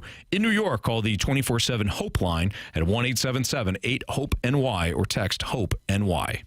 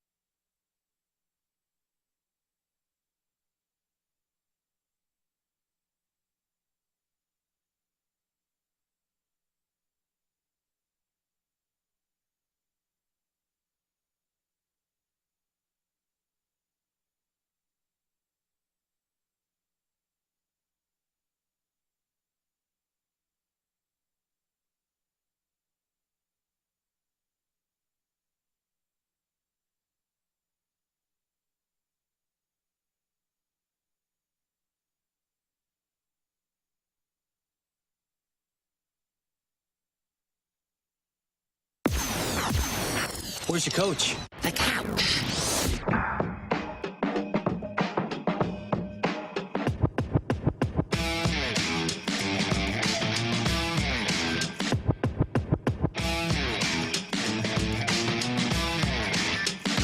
Never lose again. This team will never lose again. One of the fun things that I got to see on opening day in this opening series, after being a 30-year plus fan, is, there was some fun and it was great to see us hitting on all cylinders. But I think you peel back that layer and you see a team that's got a chip on its shoulders. That was Robbie, who left us a Scott Lee Heating Company mic drop via the Dobbs Tire and Auto Center's 101 ESPN app. I don't know who said this team will never lose again. Was that you, Marsh? No, it's Shorzy, Anthony. Oh, that's right. That's right. You had explained that before in relation to the Blues. All right, it's Fastlane on 101 ESPN Final Hour. 5:03, your time check brought to you by Clarkson Jewelers, an officially licensed Rolex jeweler. So that was Robbie who left us a mic drop. We will get to Paul in a second, but since we're talking baseball, just some breaking news out of ESPN. Braves outfielder Jerickson Profar suspended 80 games for violating the MLB's PED policy. That's a fine high you do, huh? That's not great. You're the Braves, who had a rough series in San Diego to open things up. Really good team, championship aspirations. They signed Jerickson Profar in the offseason. It was like, oh, wait, won't have him for 80 games. Oh. But back to our Cardinals, the first place Cardinals. Here's Paul leaving us a mic drop on his overview from this weekend series against the Twins. All right, what I saw from the Cardinals this weekend was some aggression at the plate, not waiting on pitches, just hopping on a good pitch and swinging your bat and seeing where the ball goes. And they dropped for hits, or a lot of line drives too. That was what I saw. A lot of line drives, a lot of good contact. I also saw that they had a lot of fun. They were playing hard, and it looked like on the bench when they showed them in the dugout and stuff, they were having fun. Haven't seen that in the last few years. When you have fun, you play good. I know that comes along with winning. I know we won 3 in a row, and we got 10 hits each day. That's always fun. But it just seemed like it's a cohesive group. So maybe this group that they have now with the youngins and a mix of the veterans left are going to have some fun. And when you have fun, and you play good baseball. So that's what I took from this weekend. Well, yeah, Paul nailed it, right? When you're winning, then you have fun. They haven't had a lot of fun the last 2 years because they haven't been winning. So Paul mentioned it. He kind of, threw that out there. But let's talk about the offense. The Cardinals scored 19 runs in that series, 30 hits. Strong individual performances, including 5 home runs from players like Lars Nootbaar, who homered in the opener, as did Nolan Arenado. Nolan Gorman homered yesterday. The offense has already showed improvements in the 3 games compared to where they were in 2024, when they struggled to consistently drive in runners that were in scoring position. And we saw over the weekend that they had a balance, CD. They had a balance of power. They moved runners over. They played good fundamental baseball, and they did so many times when they were down 2 strikes, when they had 2 strikes in the count. Brendan Donovan had the first RBI of the season on a count where he was behind. I think it was a 1-2 count, and he drove it up the middle, got good contact, and Lars Nootbaar scored. And to Paul's point about the line drives, if you can hit line drives, a lot of those turn into backspin home runs, and that's where your power can come from. So I love that they're hitting line drives. Well, I think it's important. I think the approach, hopefully it's better. Again, it's one series. I'm not going to, and for people that are hating, I did the same thing with the Blues. Not going to go too high or too low. I'm going to stay right here. That's my Carey Davis voice. That's my. Are you doing the black comedian white guy voice? Because that's what it sounds like. Hello, this is Ned Schneebly. It's just how I sound. Every black comedian, whenever they're doing the white guy voice, it sounds exactly like that. Well, I don't know, Anthony. I don't know. But yeah, I'm not going to get too high or too low. Good opening series to start the season off. Let's see if they can do it again tonight. The Twins look like they stink. Just want to put that out there.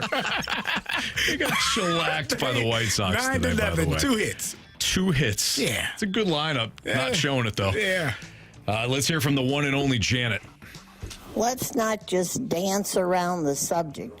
The fact of the matter is they're playing real baseball. They're not just sitting there doing math in the dugout. They're playing baseball. They're back to the fundamentals. They hit the ball, they see the ball, they hit the ball. They catch the ball, they throw the outs. They do everything like you're supposed to do when you're playing baseball. It's no longer Mo's philosophical ideas. Wrong, wrong, wrong. Okay. I like that. They're no longer doing math in the dugout. They're playing baseball. They're playing baseball. Ball. You hit the ball, you catch the ball. And you throw the runner out. Yep. You throw the outs, baby. You throw the outs. I mean, it sounds pretty simple. Yeah. When you break it down, I don't think it's that difficult. Like we said earlier, they're playing good. They're playing good ball. Yeah, which is what Janet just mentioned. All right, here's Vinny. Before the start of the season, I thought we were going to be the A's or the White Sox. So 3 wins against the Twins allowed me to take a deep breath and kind of see the ceiling of the lineup a little more clearly. Everybody looks really comfortable outside of Mason Wynn. Nolan Arenado looks 100 times more comfortable than he has the last 2 years. I still hate our pitching, and I think that's the ceiling for the team. But outlook for the future, I think some of these young position players might be proving me wrong, which I'm okay with. Yeah. I'm sorry, I can't get over Bear said they played the Twins. I didn't. Bear from the Snake Pit said they played the Twins. You're supposed to beat up teams that aren't good, right? That's a funny thing, though. I mean, the Twins. I don't think that. The Twins projected to by a lot of people. I think Pacoda had them winning the AL Central. Is the AL Central the weakest division of them all? I think the NL Central is the weakest division of them all. The Centrals. The Centrals, yeah. 1A, 1B. Sure. Okay.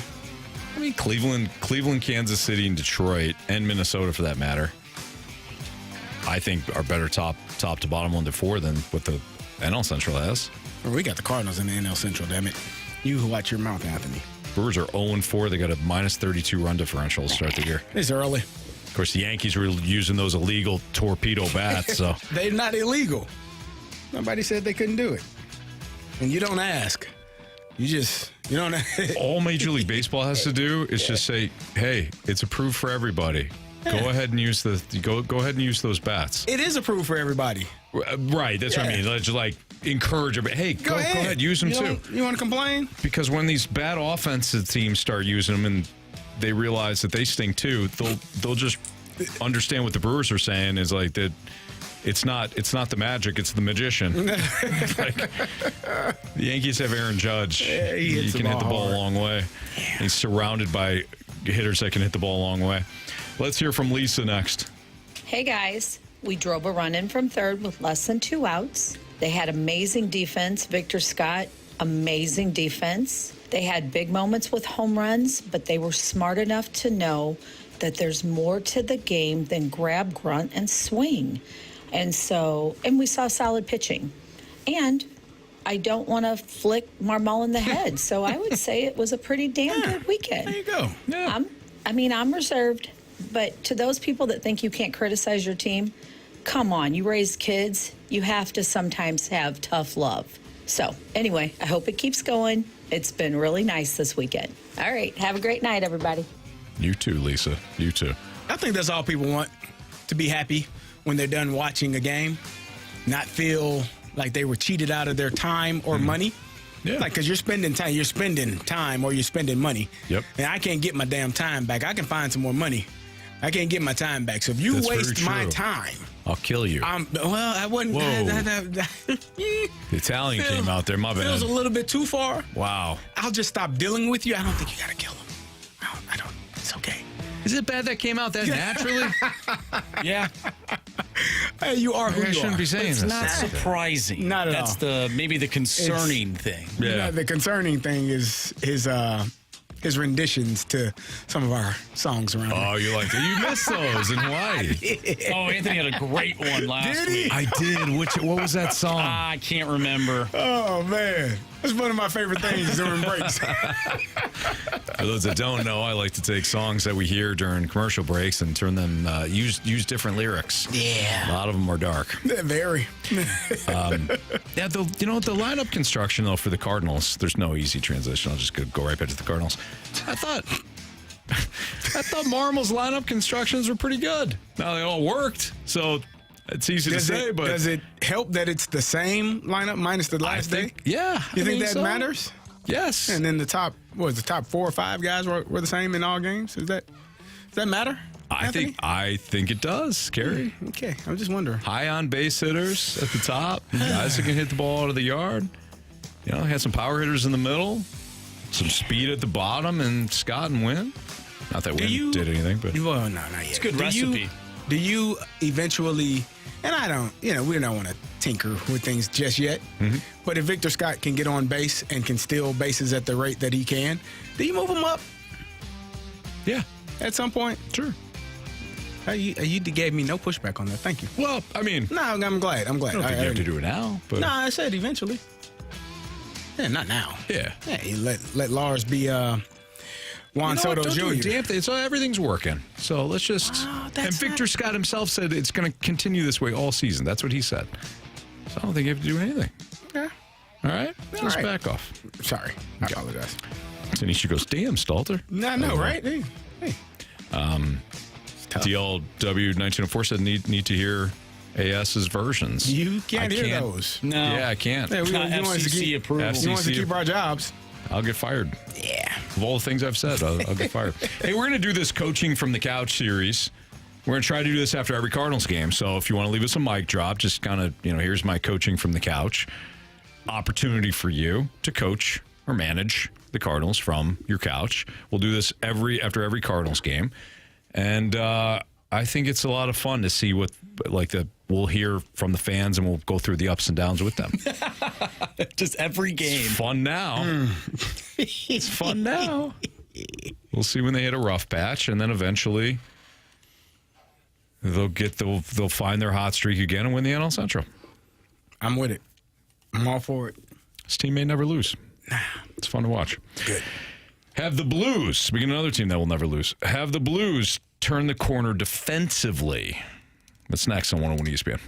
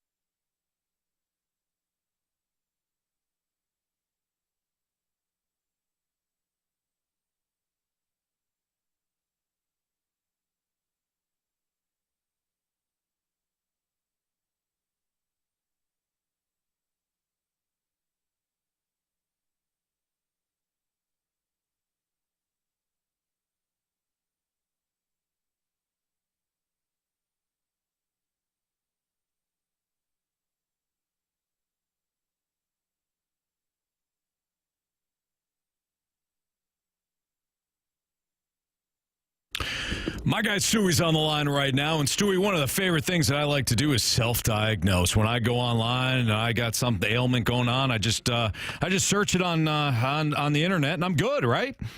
Anthony, bad move. And if you're ever in a physical state, you're like a medical condition, you Google it, and it never turns out to be right.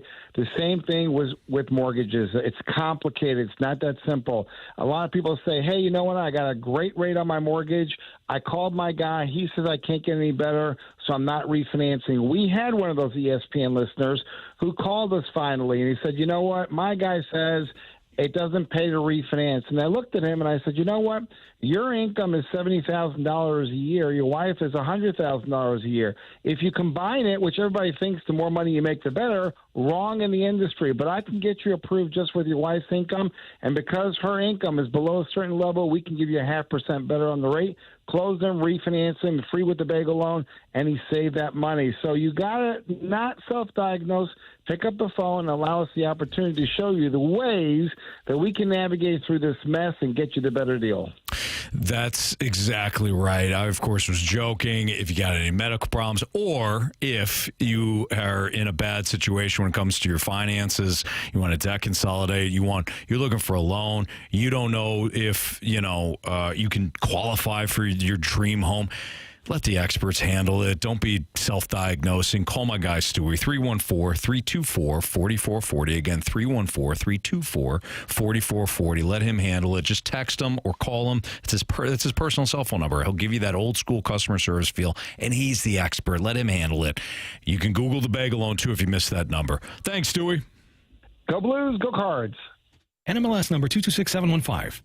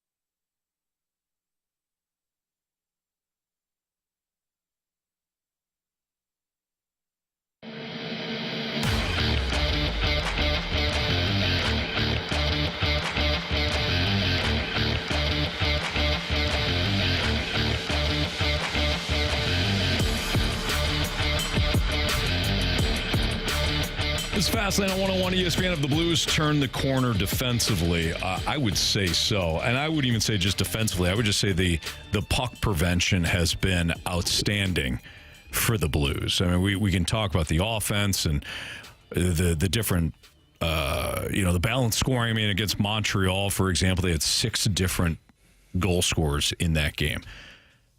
But for as fun as the offense has been, it has really been the goal prevention that has helped you win these 9 games. Without what you did on Saturday and without what you got from Jordan Binnington in net, you're not beating the Avalanche, period. And the Avalanche still made plays. You had mentioned this before. McKinnon hits the post on the one, the one where he got behind, on a line change there. But Binnington leads with 25 saves. Joel Hofer's got a .262 goals against average thus far. The Blues have allowed 212 goals this season, which is a solid defensive effort if you look at some of the other, the other rankings and things like that around the league. I love what I'm seeing out of this goal prevention out of the Blues of late. The structure's there. They're not allowing a ton of shots. They're blocking shots now. They're not just puck watching. They look great. Yeah. One of the things we talked about with Jamie and early on during this win streak is guys sacrificing themselves, being selfless, not worrying about where the puck is going to hit them, and you know you're going to be banged up. You know you're going to have some ice on some body parts after the game, because that comes with the territory of standing in front of shots and being willing to block those shots. But what it does is it prevents opportunities for goals to be scored.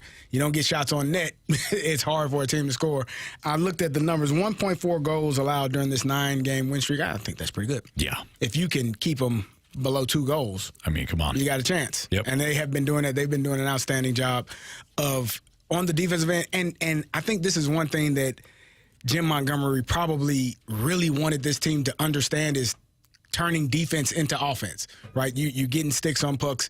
You're preventing passes in passing lanes, and then you can get out on those odd man rushes because you have prevented that team from getting shots and multiple shots on goals, getting rebounds. Bad things happen when the puck is just lingering in front of the net. Right. And so if you can prevent that from happening and give yourself a chance to get those rushes, then you probably are going to win games and score more goals, and that's what they've been doing. They've been doing an outstanding job of that. Plus, they're keeping pressure on teams in the offensive end. So playing great defense can start in the offensive end. It's about puck possession. Right. Are you winning faceoffs? Are you possessing the puck? Are you keeping the pressure on the opposing team in your zone? And I think they've done a great job. I think earlier in the year, they turned the puck over way too much, which creates those opportunities for the opposing team to score, right? Yep. Get the rushes and get a chance to score. I think they've done a much better job of controlling the puck. I hear Jamie talk about it all the time. He talk about Brett Hall saying, if you can't pass tape to tape, what are you doing here? Right. Get the hell out. We got to be able to, that should be the bare minimum. Right? That should be something that you're able to do at this level. And I think they've been doing a good job of taking care of the puck and creating turnovers on the other side. So that's, for me, watching this team play with more effort, more energy, that's the one thing you can control. Right. You can't control how fast you are. God gave some people the ability to fly and some people not. Some people he gave an ability to be really good with their sticks. Some people not as much. But the thing you can control is your effort and your energy. And for me, that effort and energy has been up so much really since the Four Nations face-off. It has been extremely high, whereas there were times earlier in this year and especially last year where you're like, do they even want to play hard? Like, collectively. Like, you might have 2 or 3 guys that are playing hard every single night, but now they have a team full of guys that are playing hard every single night, and you're seeing the results of that. Well, we used to get frustrated so much watching Jordan Binnington get hung out to dry and then watch his statistics, get ballooned up. And then it's like, well, Jordan Binnington's the problem. No, it's a collective unit when it comes to goal prevention. And, Binnington was consistent. Not that he didn't have bad games, because he's a goalie. He's going to have bad stretches. But he was consistently hung out to dry when the Blues weren't playing well defensively. The Blues have secured 9 consecutive victories, including that 2-1 win over the Avalanche on Saturday. Over their last 17 games, they have an impressive 14-2-1 record. 14-2-1. That's beautiful. That is beautiful. So I mentioned some of the other statistics, but, how about some resiliency, too? They overcame the 2-0 deficit in their win against the Predators on March 27th. That was a 3-2 game. They've blown teams out like Montreal. They've held on for wins like they did against Colorado. And I don't mean like hold on in terms of holding on for dear life. I just mean playing 3 periods of solid hockey, and that's what we saw on Saturday. So good stuff there for the Blues. Hey, don't forget the Puck Cancer second shift charity hockey game is this Friday night at Centene Community Ice Center. You can tune in this Friday to us, the Fast Lane, broadcasting live before the game from 2 to 6 from the E&B Granite Studio. Tickets are now on sale for the second annual Puck Cancer second shift alumni game. You can see the St. Louis Blues alumni face off against the Chicago Blackhawks alumni. Our guy Jamie Rivers, he was saying he was on the ice earlier today because he's going to be playing in that game. It's a rivalry game, and it's all to support Siteman Cancer Center and the V Foundation for Cancer Research. You can grab your tickets now for the game this Friday night to support those 2 great organizations, and then tune in pregame this Friday afternoon for us, the Fast Lane, live from E&B Granite Studio at Centene Community Ice Center from 2 to 6. The Blues will take on the Red Wings. Pregame is at 6 o'clock tomorrow night. The puck will drop at 7. Blues will also take on the Penguins on Wednesday, and we'll have that action for you before they get another game against the Avalanche. Second one in less than a week. Pre-game starting at 5 o'clock. That's on Saturday. So that's your Blues coverage that's coming up. All right, we still have to do Bet the Board, and it's our last day. Last day for Bet the Board. And I believe I have a 2-point lead, right? You do have a 2-point lead. Okay, so we'll see what Marsh comes up with. Carey, I think you've been eliminated. I still got it. I still got my parlay. No? Carey's been eliminated from postseason contention because he used his parlay too early in the month. We had beat the streak as well. We also have beat the streak, and our guy Tim, who had got himself a hit. See, am I the only one who didn't get a hit opening day? No, Carey didn't get a hit. Jamie didn't get a hit. Oh, okay, so it's just you and Tim. Just me and Tim. Okay, so we've got Bet the Board, but first we'll do Beat the Streak with Tim. That's next on 101 ESPN.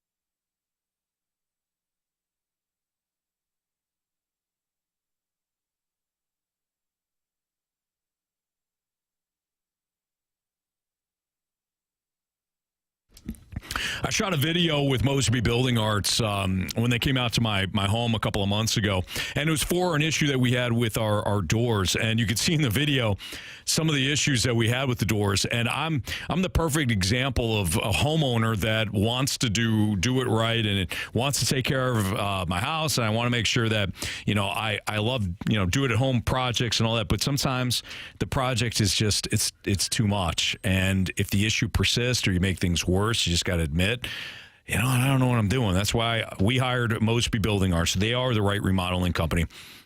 A couple things about Mosby. One, when they come in and they look at a project, and for us it was a repair. We had to redo doors, right? So it's not necessarily the most fun project.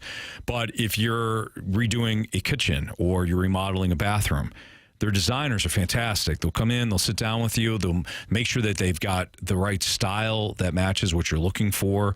If you're outdated and you just want a couple of different options to spruce things up, they can do that. If you're somebody that wants to go over a plethora of options, they can provide those as well. Mosby Building Arts, they do high quality work. The designers have great taste.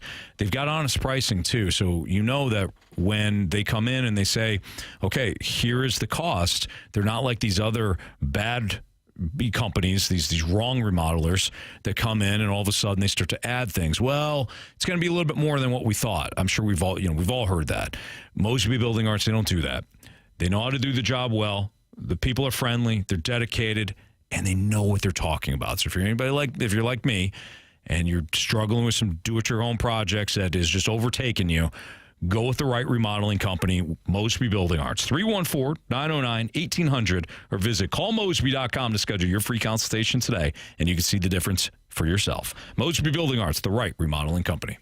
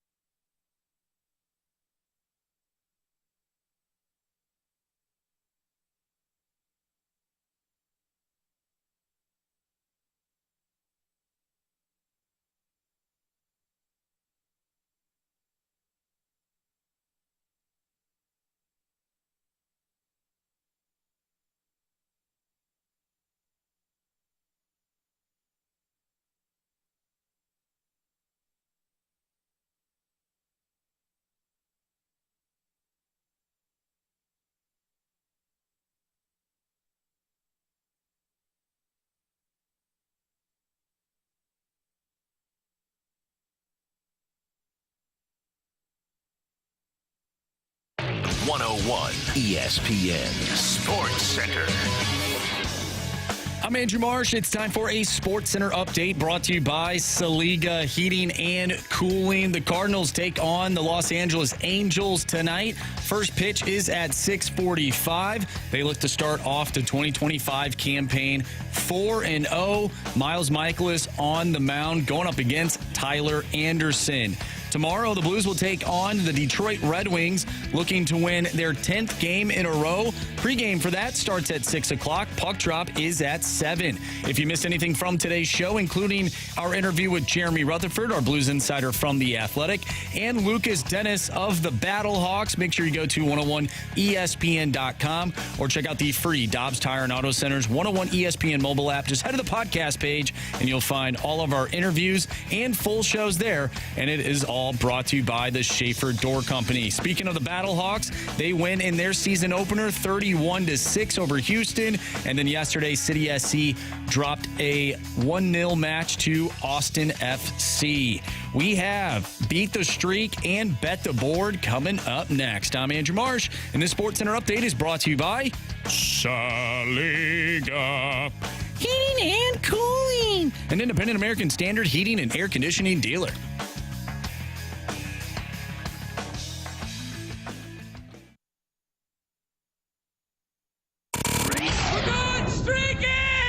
Hit baseballs. All of my successes depend on me. You're ready to hit. The hits just keep on coming. And his first big league hit is a bullet up the middle.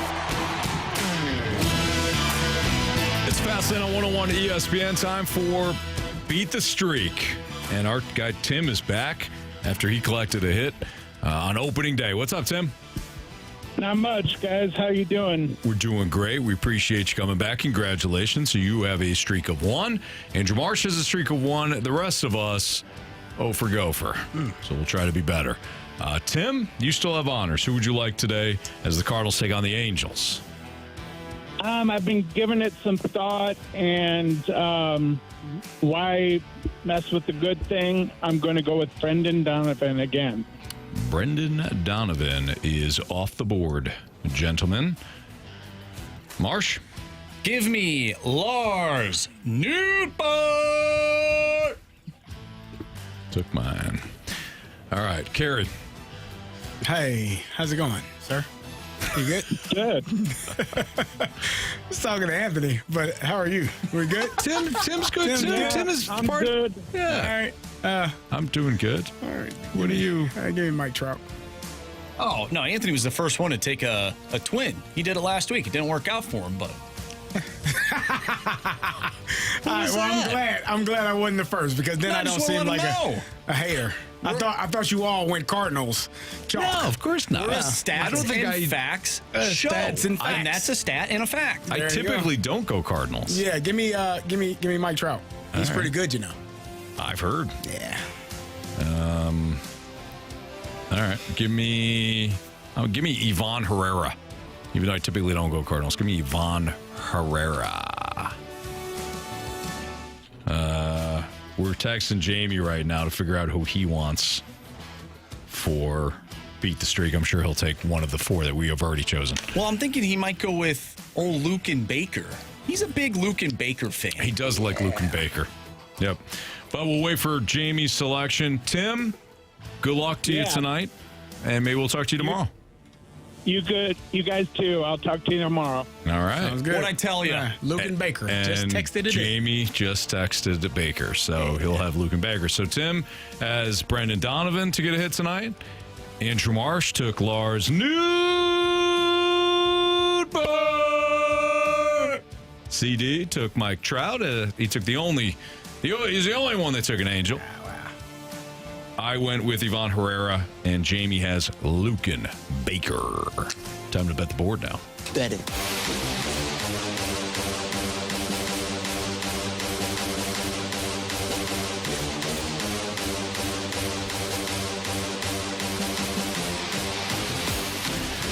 All right, Marsh, this is the last day, so this is important.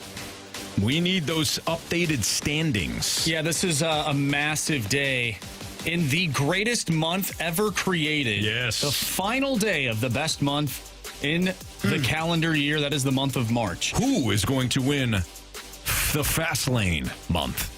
Well, Anthony, you are in the lead. You are up by 2. You have 12 points on the month. I'm right behind you with 10. Jamie has 8, and Carey is at 7. We have all avoided using our parlay except for CD. So CD has been eliminated in the greatest month of the calendar year. Jamie claims that he wrote down a parlay we can't find somewhere it. in his notes. I'll go look again. Jamie likely lying to us to buy himself some time. But, again, he said he wrote it down, so I guess we'll take his word for now. But really, it's probably down to me and Marsh. Do I use a parlay? Do I use my parlay here? I'm going to say no. Wow. I'm going to take Carey's scumbag Dodgers -1.5 against the struggling 0-4 Braves. So the Dodgers on the money line, they're like -225. Our cutoff is -150. So I'm going to have to take them on the run line. Give me those scumbag Dodgers -1.5 at -105. Blue glasses over there for you, Anthony? For the Blues? Nah, I'll wear them tomorrow. For the Dodgers. Dodger blue. Nah, I don't need to do that. Like Kendrick Lamar said. Trying to win, though. This changes things. This changes things. Did I throw you off there, Marshy? Not too much, but I'm trying to decide if I want to go for the win or if I want to make it interesting and go for the tie and play it safe. Always go for the win, Marsh. Okay. I'll go for the win. There you go. Here is my parlay for tonight. Give me Lars Nootbaar over 1.5 hits, runs, RBIs at -105. Give me the Cards to score over 4.5 runs tonight. Give me the Cards to score the first run of the game at -105. That's one I'm a little hesitant on. Why is that, Marsh? Because Miles McCollus is on the mound? Give me the Cards to bat in the 9th at +110. No, they will not bat in the 9th inning. So it is a 4-legger to win potentially if Jamie's parlay, whatever it is, doesn't hit. It's probably an 8-legger. Right, an 8-legger, and he'll probably say, "Oh yeah, I had them all." So, yeah, it's my 4. So you're banking on me hitting mine, which is smart because you got to play the math on this. Yes. So I would have 13 points, and if you hit your 4-legger, that would give you 14 points and edging me by 1 in our month. Yes. I would not be happy. I would not be happy, but I certainly won't go against the Cardinals. Give me Mookie Betts. 1.5 hits, runs, and RBIs. Okay. So, RBI. You say RBIs or RBI? Both are acceptable. I like RBI. I say RBI. Runs batted in. Right. It's not runs batted ins. You're not staying at the ends. No.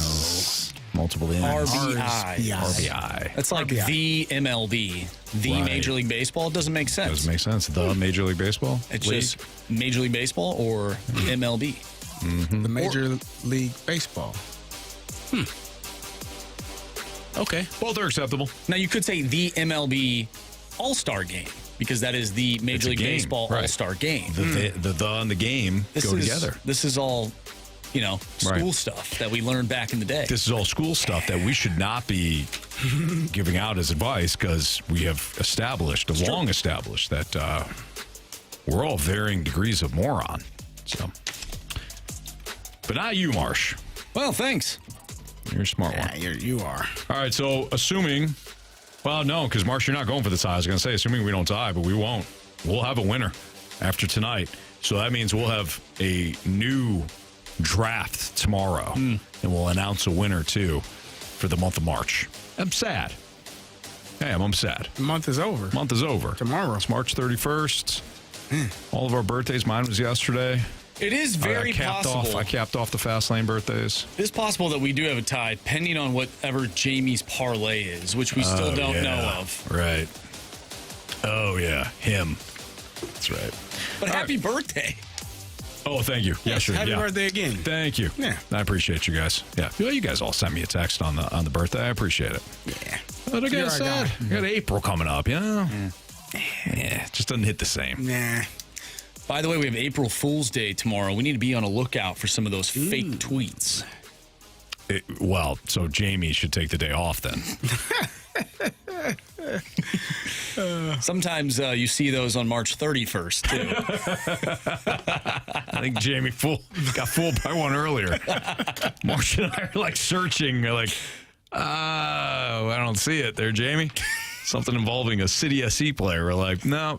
Really? I didn't hear that. Yeah, we'll fill you in. Tanisha, thank you. Average size. Shabagas. Thank you. All right, it's Fastlane on 101 ESPN. We'll wrap things up next on 101 ESPN.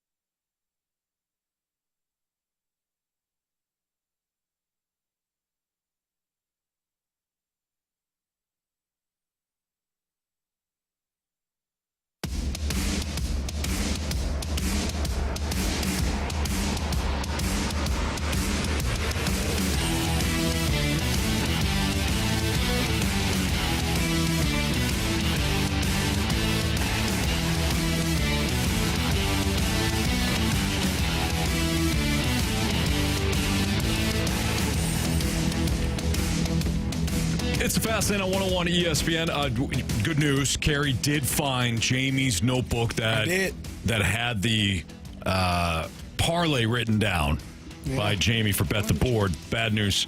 None of us can read it. Yeah, can't read the last one. Yeah.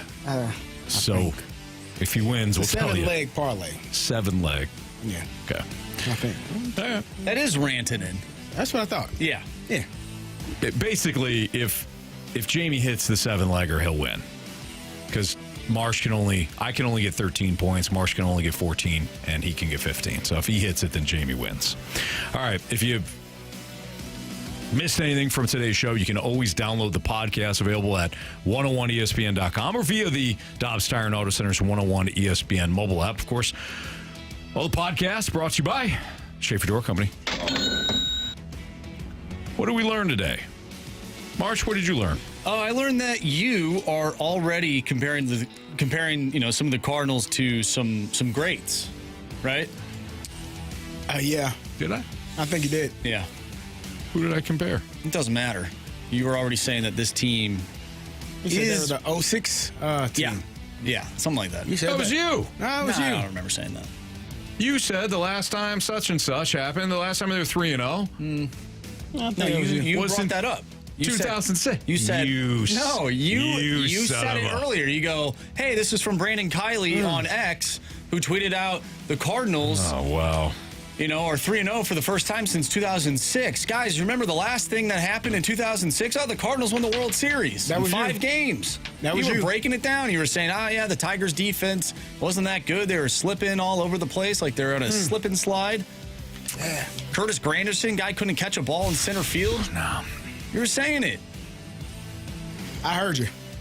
What I learned today is that I have tasted my own medicine. And it is bitter. Well played, Marsh. I did that to him all last week. I locked one of the Gauntlet people in a basement. I said some horrible things. And then I said Marsh said them. So, Marsh, legit apology. I'm sorry. Carey?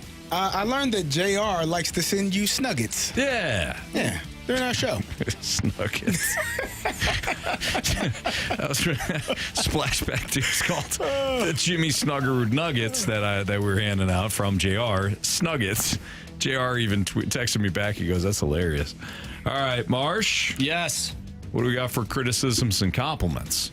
All right, we get a question from the 314. We had a new segment today called Coaching from the Couch. The question is, Coaching from the Couch, will it have more or less episodes than the Gridiron Guys? Oh, come on. Well, there's 162 games, so...